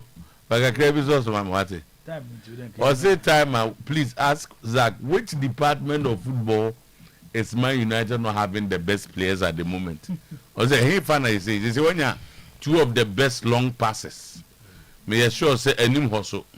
United should have the best. Me diaba. Obisi Mimuza say, and tell him, Master. Or what assembly no say an what here no one can want them that. Oh, say can. Okay. Who say one thing about Yen say assembly if you have watched them very well. He is the team. Sir? Oh yeah, he is the team. On a team like he assembly. Yeah. Hey. And you have your major problem. Anything, any good thing about the attacking game Biano come from United. I roll as an friend is over complaining too much. The only players that left are Konate and Salah, who didn't have a good season last year. And we have had Munoz, Yake, and Arayu. So why are the complaints too much? What agreement and demand did Areola make before accepting to join Liverpool? And complaining like that. Liverpool for both. I'm just Akwane Kasadu. On our last season, no. I was Liverpool season. Season now, I'll make reference to it. Okay. It was poor. So you can improve on that lights, by the way, they come a comment back. Whoever. Amorin, the exactly can say factory setting near the Kakrabina bar from there. Because as our motto or more enthusiasm. Because me come I bet you so. Unka enche. But the one go problem about. Me who I Saturday game no, even though it's a freezing, me who didn't fail Manchester no. Me who had the kuntia. Then didn't me who had the kuntia. I hope Mr. Tu never feel having another opportunity to coach a great club no. Obviously be the film. The own say and now the coaches know about coaches like Amorin. They have certain belief how football is here bono. And we hear certain players and some on the ball now all bono. Okay. Wait me a club be the two. They be players no more, not to say they are bad players. But idea how I perceive football is bono no. Yes, on your son almost sit here. One thing the two Obaya or yeah managing on say quickly no one can say mimpewe. So he decided say let me work on them. Maybe they can fit into how I believe says football able. You real game there are reports say there are certain players who said they will not fit into his system. And those players no SM Milan find a way no job out. And there are others Mr. Two who said they should stay. Only they say he has been able to convince Rafael Leao, say Leao untina. Yeah. So the first question I ask myself and say, Amorin Yobio believe Mr. Two playing with two number 10s behind the center forward. So where do you play Rafael Leao?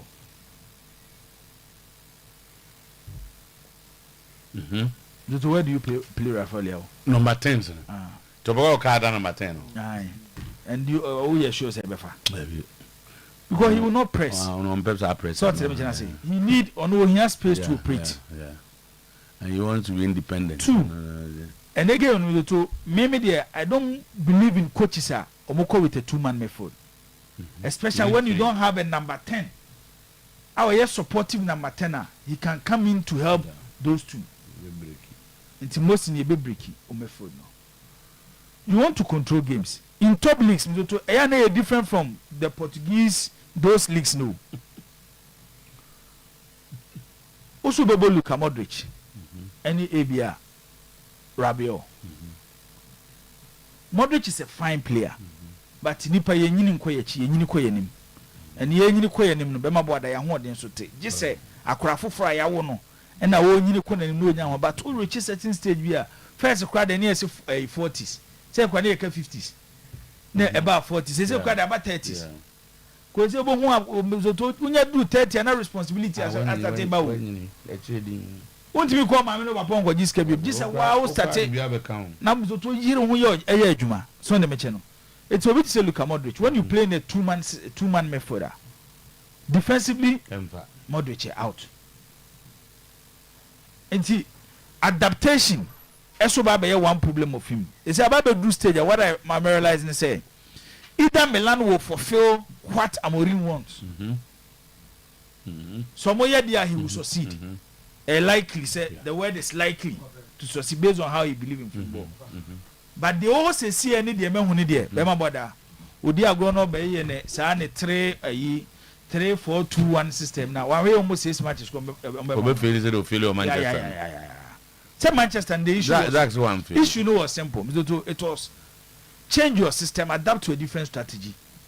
And you carry a problem in the bar, you know. So tell me just say. Now I declare support, man. Oh, some can't say okay. I know the because I also a Milan fan. Yeah. We say be a Milan fan be a medal. Okay.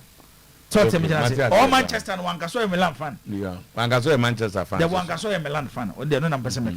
No, I know buy no ba declare. Nti e hona. Bema boda me we issues kakra. Yeah. Amorim. Onyame base kete gu Ghana football. Black Queens so monwe agu. And Onyame again says that dear VPR, you only talk about football when it's Black Stars. That's where they can chop money. Okay, Chichi say Jibo so nkasa. Yenko baba be Chichi. Na me di hiame and support now declare ma Amorim. Na me say there was still there. That it so edo. Tiro quick nafi ye mrana Liverpool na omo say coach say omo ni stamina. Onyom ho dwuma so dey. Ozo mbo omo say ani abetiti ase. Omo say ani abetiti ase. Ani stamina na deba. Aso so omo bre. Omo bre omo pressure. Team na. Now my who they how they run. No players so. Then so be who say player be na baby so ogina home. Bomb of Ngola omo run am obi abeto omo. Omo be say abeto omo. Obi aye boss o tumika. Aye di o me. Ba kola ba still be control baby. Liverpool be ba hono be ba no be je be 300,000 pounds. E be a coach je be 150. Coach no ahwe enje. I'm sorry I no fan koko agu feeding motor man kwan komana.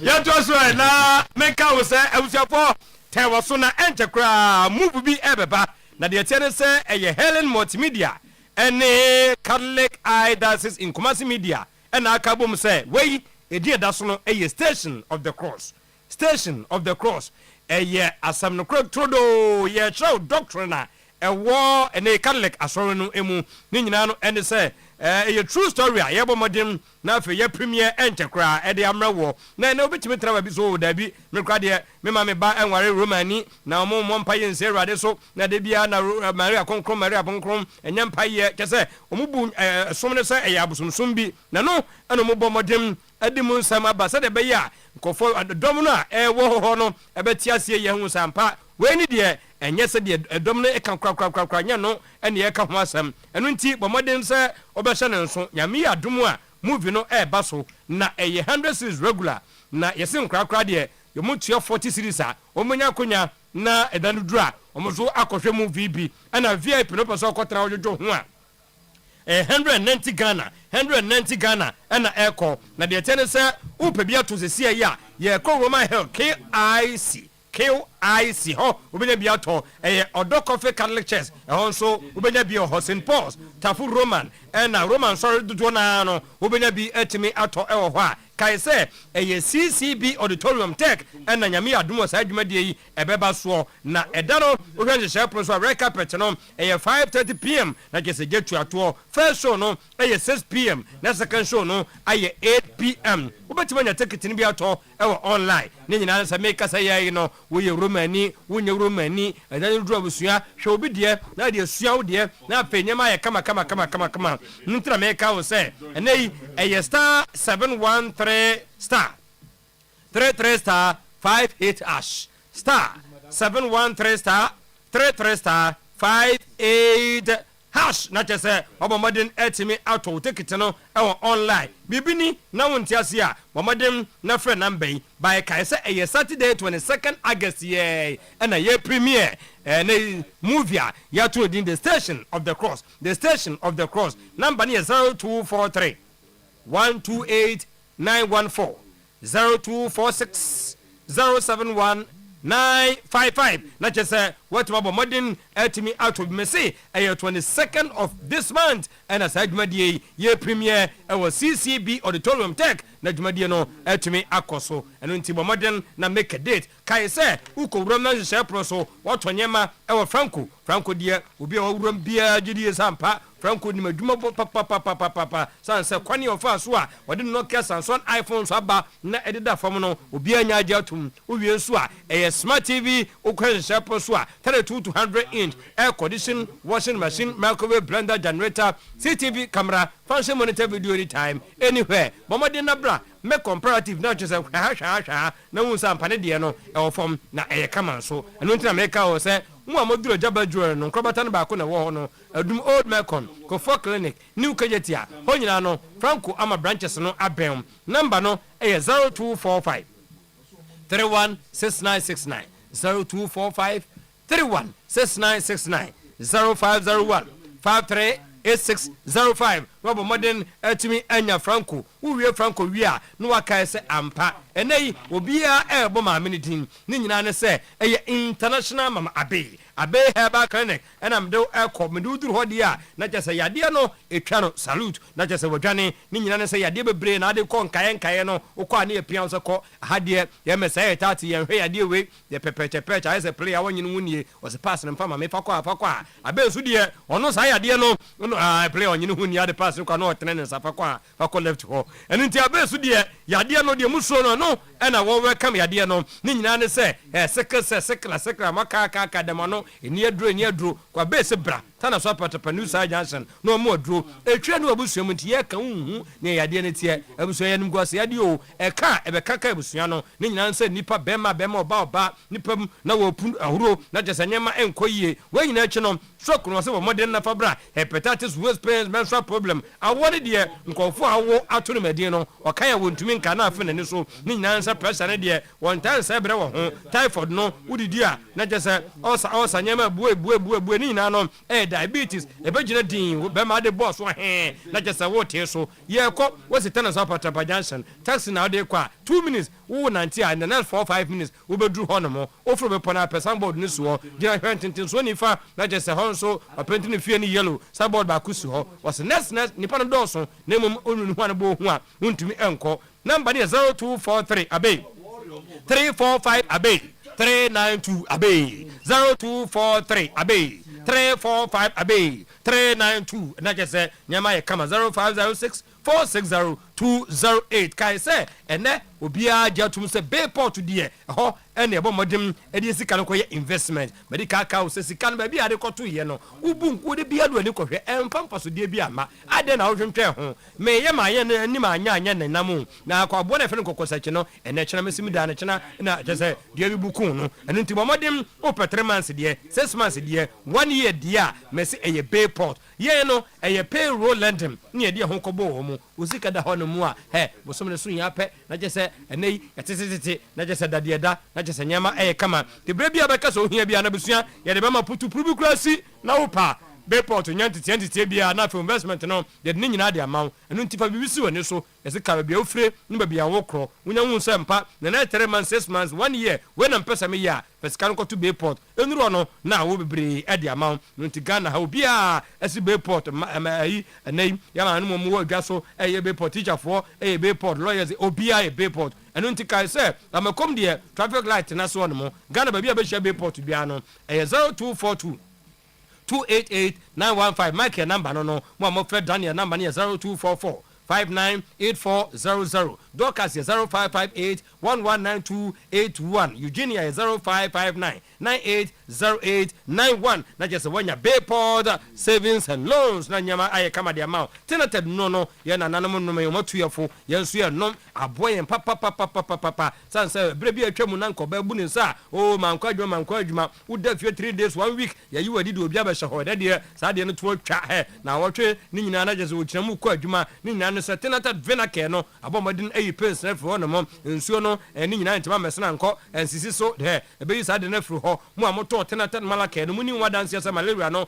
to fever no cause stress no eno nso ekọ wotina na nkejwa gagaga no wonnom tenated menei malake no sa de na fro ho mu amokoto tenated toma mecha no mo nso madan sidie ne ye osa sa aboa mu yie pa mo nso madan sidie ba ko no eno se gas na ebegyina mo yem no sa de na atimi afro ho obi a person ani so da ho otimi ka de anwumre tim twini ka anwumre na enye de wode ho bo na WhatsApp hene na se manya 50 60 sa na ebe ya busua jai obi de tia wo de na so otimi ka de kama eno nti koto tenated ayan capsules uwie pa mema de moduro no before capsules tenated before capsules eno we nyina no wunya biabusua wonko agina nsa na wabuya wuko so fly bus stop your station ba ko ho 0552 713604 mo amwo so me market no mon kai 0548 705457 mon so amwo ne santasi apprehension so no ho ba ko ho no 0594 204354 and wachi na maka wo se santase so me kwada so bantama patase adwuma na mede ma wo ni nyina nsa obetumi afa MCA certificate sales and marketing certificate no ebra yam area manager field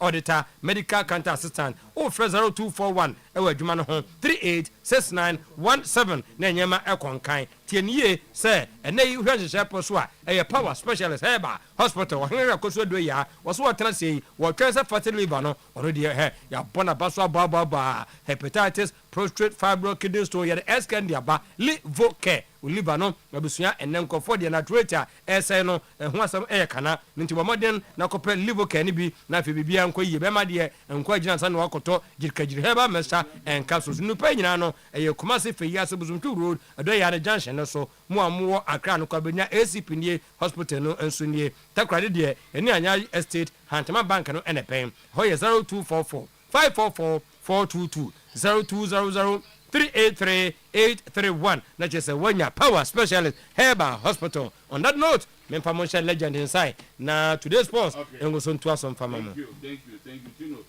Yeah, that's it. Inti ba for ebabu bobo so e de amaye na ye ko.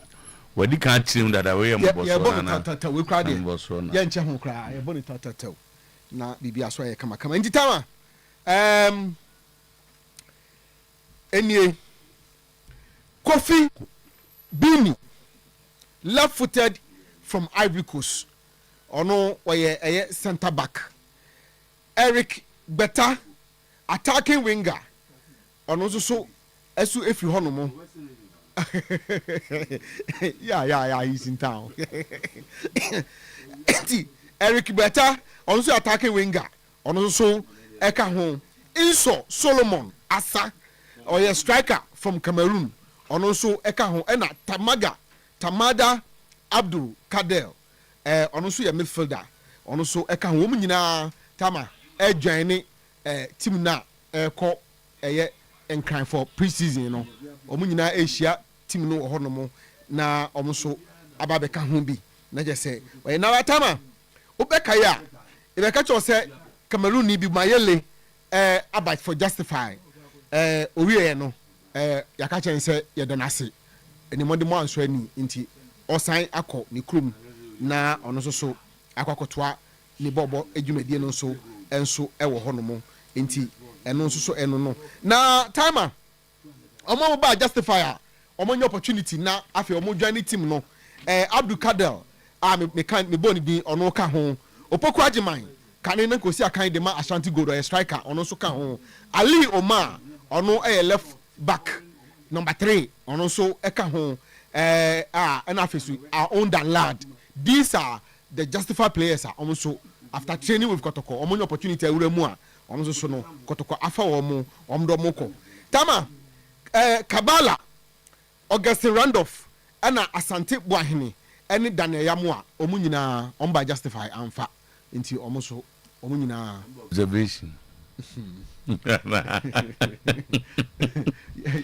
yabo na situ so omonko wow nti omunyina omoko nti no tama na minim se bon benya sa video no a ye omo ball 3 half 45 miensa ni wie no na ohwe tenkla wo gina ho sa na osini traso se quality ni nye afedu ba bi no ohwe se na quality no kura ne sa tama ho no abofega no skish na awusu ni ti abodi ade ano obofeg bi evenza oh tama wouldn't fake jot woni ma no anka me I don't even jot I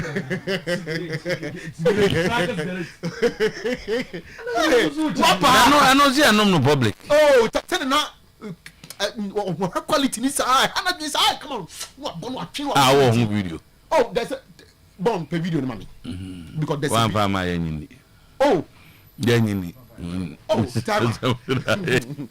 tama me nkofo na ho na ka kire mi o show quality is no awusu ni to no this is no good afi say na sibi hana dweno ha no bon fega no cigar me baba for me ba say no ntini kura ne say I end say na de bi mai so mutisi jom ebi ni be bia na on say me dey say man no masisa o aha me dey say a league na ye bon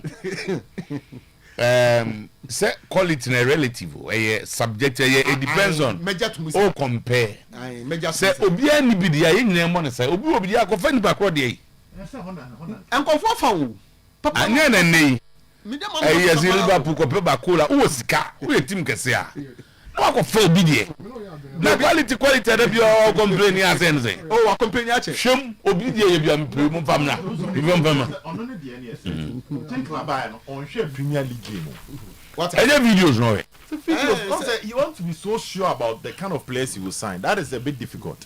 Me now I think say come transfer policy no come you low now come communicate mo bi asa team can see be no bit my that would have been the best way. You cannot do that for any big club. The stature of football clubs they establish you. Yeah, just Kotoko Sebe a team can see you.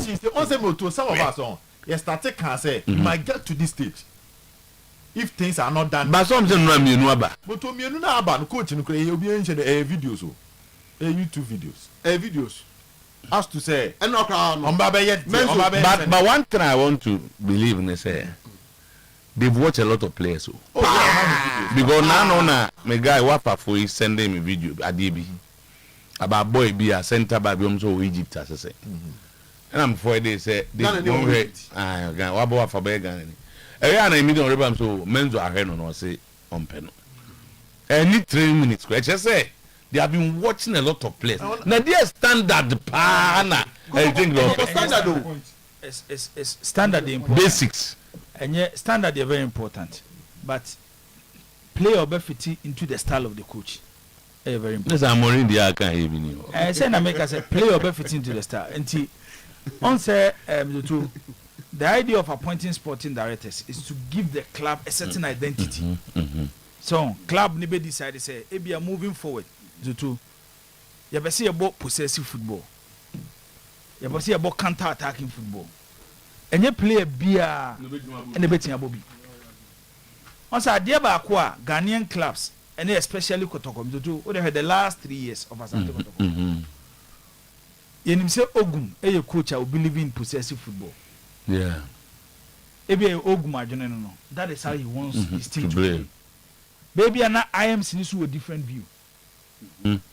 Inti players no be kwa compare results players no be kwa faban e bia no mun situ into the plan of the coach you be next season no we nam ha they may be nko then the following season afa coach fufro e bia zito aba uti ezito audio ni ya udi oti pa kwa chira at the point he was even trying to say players ni bi wo kra nyo no na recommend ye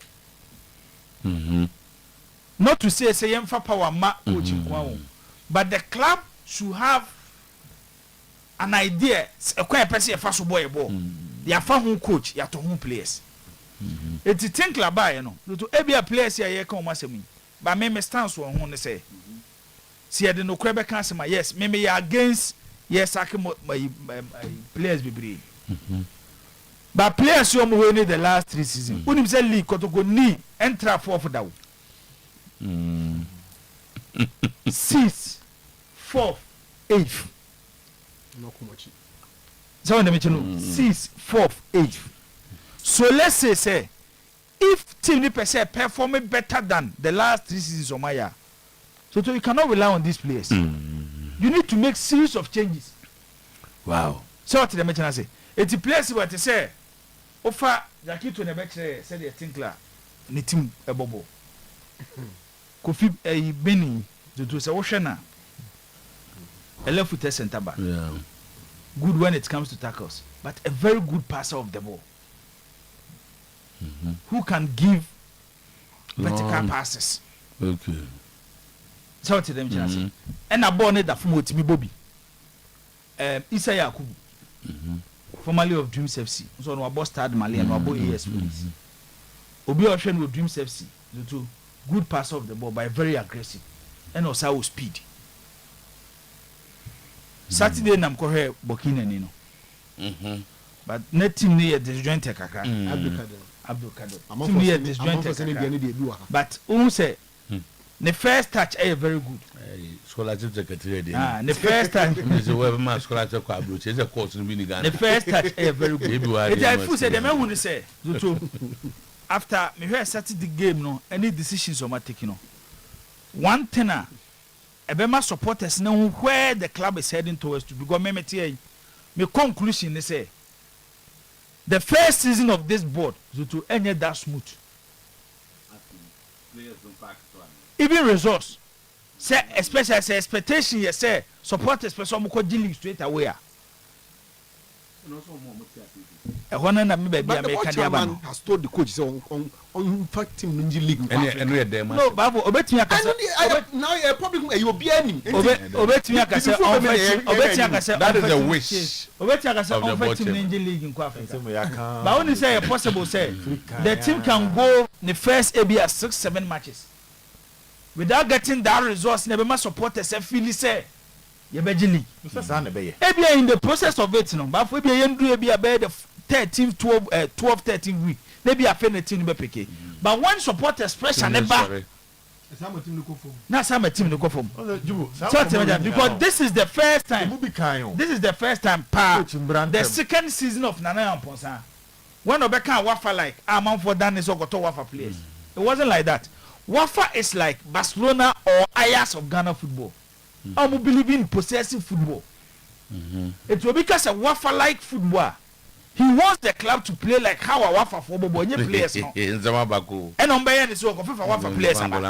So tell me, and over the second season of Nana and Posa team now. So to what stadium you could see it. It's buying players to suit a particular system. Yet here, Bafo Kotoko name Omuto players how. And once you team di waya de wa hane akofana. Okay. Your team ni akofana ba. Obo so beba obebo no. Ba for nem ko. All right. Zach, when I'm telling Gatabu na for chedi na momrem kakra na nti. I think sir. Ogo baby. Ogo baby. Mom do. Na no be dem. Oh so by the kind get. Ana na moto no way. Na no man back Ghana for moto no be do ntem. Okay. O paki car no for moto. Ni fa na two dia because moto no be do that car. No traffic. I'm say me nyanka so. I'm go dey so. So me nyanka you go. So let me join on siasia. Anyway, we be down. But that's don't go back to every animal. Condition bomb come on.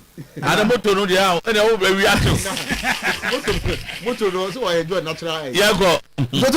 About my heart latest. I understand the frustration and about the Kotoko signings and the so far the Okoso Kotoko. If you are a supporter, you understand their frustration and all the things that is happening. I think the biggest problem I've seen is there is lack of communication, telling the supporters or letting people understand this is what we are going to do. I think Chedin and not so much interested in getting a PRO or communication director to direct the narrative and let people understand say ni babaye okotoko enti no bi anya den enya abotre emfa maye enti we share initially when Menzo came based on the background in the ayas ne sa anyama no e ma e bi mu ne ya adwene say oh then the board are bringing him because of to come build a very strong youth team, young players that will eventually be working through in the Kotoko team, But I would say the narrative has changed. Now, I say now, Ghana then Yakum zone, young Koto big, young Koto players, young Koto Mikade, Menzo and almost about some maybe. Who said, now what is happening now? And now about young Kotibium, yeah, birthday from the scratch view. That's about young quality players because of target. It changed the narrative. It changed the narrative, and I might me come once upon adding. For example, you see, Isa Yakubu at this MC wasn't that team now. Is it a team in Africa? No, Tamo. Yeah, so no Okoye.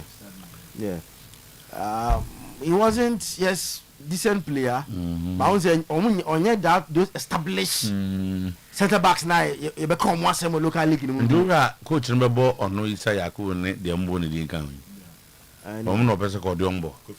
Kofi Bini no do free. Abole. No, ko na ball left no.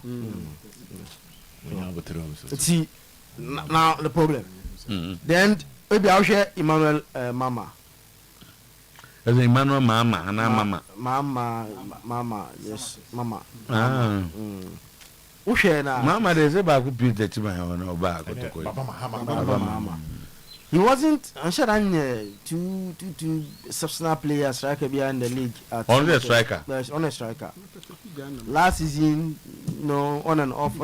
I'm sure that it's my coach in Penistyle. No, you see, I know.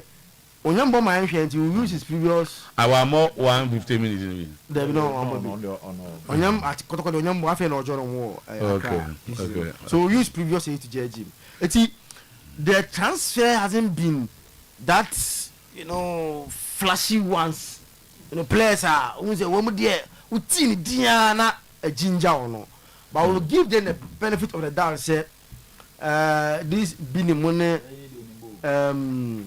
all the players that they are bringing on board, they come in. Maybe a mobile as Sanyama Eddie Amon. For now, I think say be able to. Now I show me Yamako kind. So when because you Joel Wheat. On the free Cote d'Ivoire.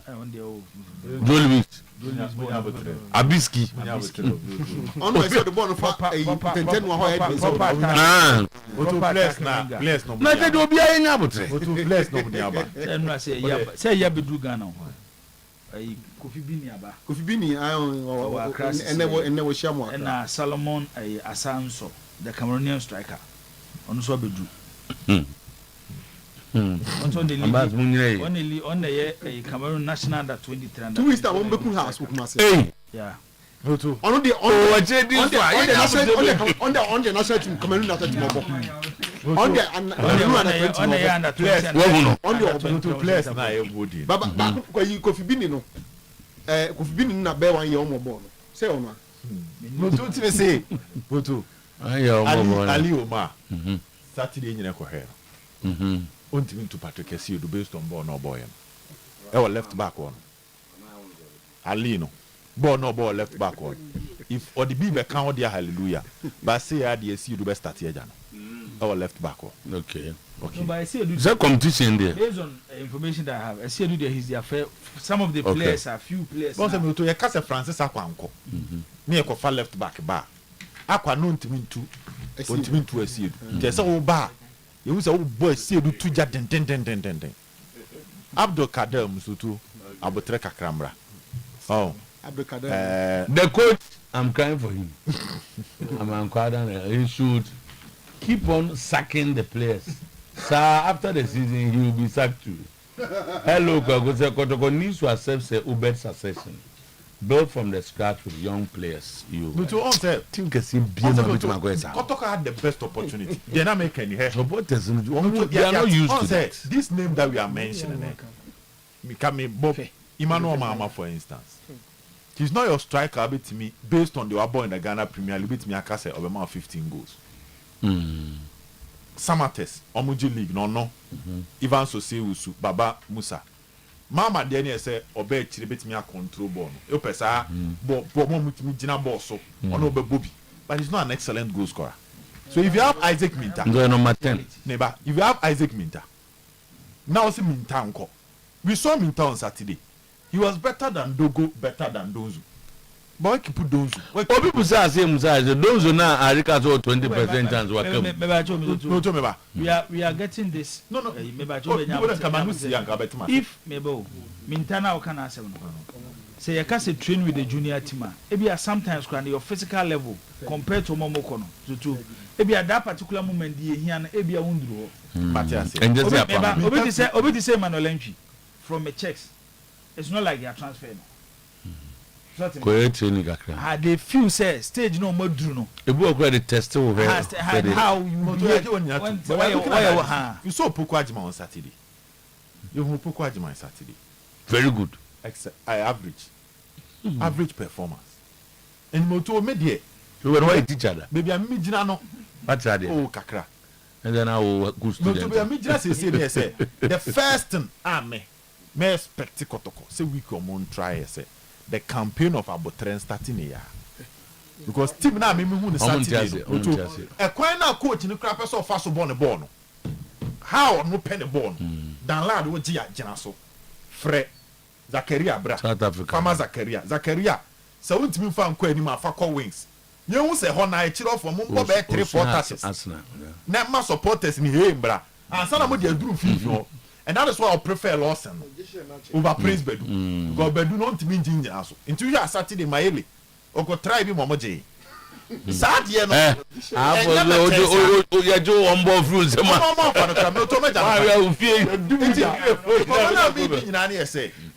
What you want to build is excellent. It's not coming in Naturally,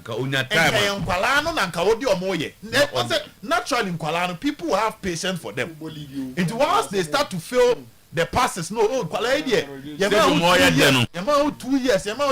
But how can senior man for him? No more Timmy and Yamau, a far, hallelujah. But what about the other side? It made the end say, in order not to destroy this beautiful project. Obiti, every year you have to build. How many years do you want that? So for now, let's start afresh. When Fabio Gamma was coming, they said the same thing.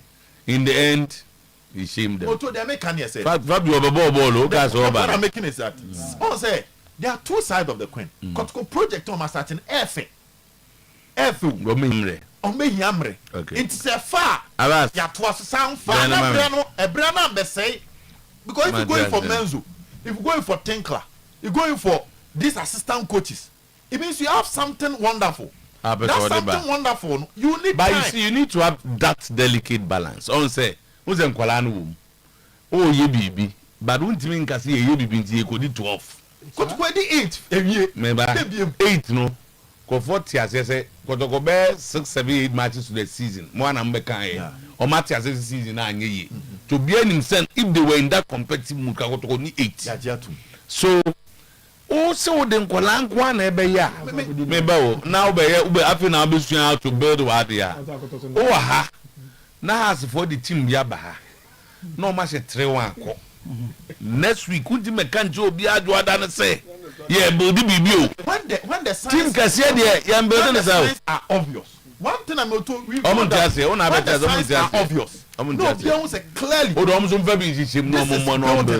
and that's the MTSU. Yeah, the man say MTSU. Football na idea chiri no. Abi bi ni pa idea chiri bi ya wa dwena de ntie hu ni ya udie chiri. Yeah. Sa na ye dwene support. Tinu an go support to him ketwa. Sa na tie. Wa be support to kese. Because we dwene se ketwa. We na ko dwene ketwa. Na me na ha me. O fle me be de o. That's a mean wa ha me. Supporter wa ha me. Because we say teams in ketwa wa me ko wa wi o ndi me mfa ho. Ba makoma anko. na makoma bi Ajeri what about argument What's me be man get wa yeah e be na bo ame yeah for the 7th you fixing this here my boss in any we will continue this one nti die da bia kan say born na ye no ye ni say die nipa epe na wo say wo ye no eti football ni die so me ebi ni yesi ya mpani mfade o mu yesi ya ye bomu no ma na so coach na de be na wo twe no waba ye bomu no de jesi aba na wo ko secretary na jesi ni ho we na ka tem say we administrator de brofo to so ya administrator njemu because the football akodu sesi ya no see yem for player won nya de nye na ebe start o so do kan hanra kwa mu azag white yo ibrahim move from our team but mo be bri on bo mo perform Chelsea players bi ko Real Madrid mo perform but we are big yakoso ye das ko because we are big ko say ebe fa na mum de bia no kasi bibia wo ye bia ha wom enti say wo ye na ko fa nkola na ha no by disaster ba van panifo na ha no ba na je wadi 8 bi na bi serve bi na de atoto ne ma yie enti me ye de kasi wom say born in Ghana this year say ball I am there but omo ye ball na ma ball no ya ye din hwe team like House of Folk ube planning as a Jesse replica Jesse e kasa me replica Jesse na wo ton e de nya sika ni bi e de recruitment who's now the prophet was your administrator e de administrator na de ma bet ma ye you to ye administrator over so bet try da bi ntro mu ti wa nwa ntro e wi aso wa nwa bet ma tro administrator be ba office da mu sa se wa nwa be ba office computer na you be ka bi me 1 man 20 minute qualify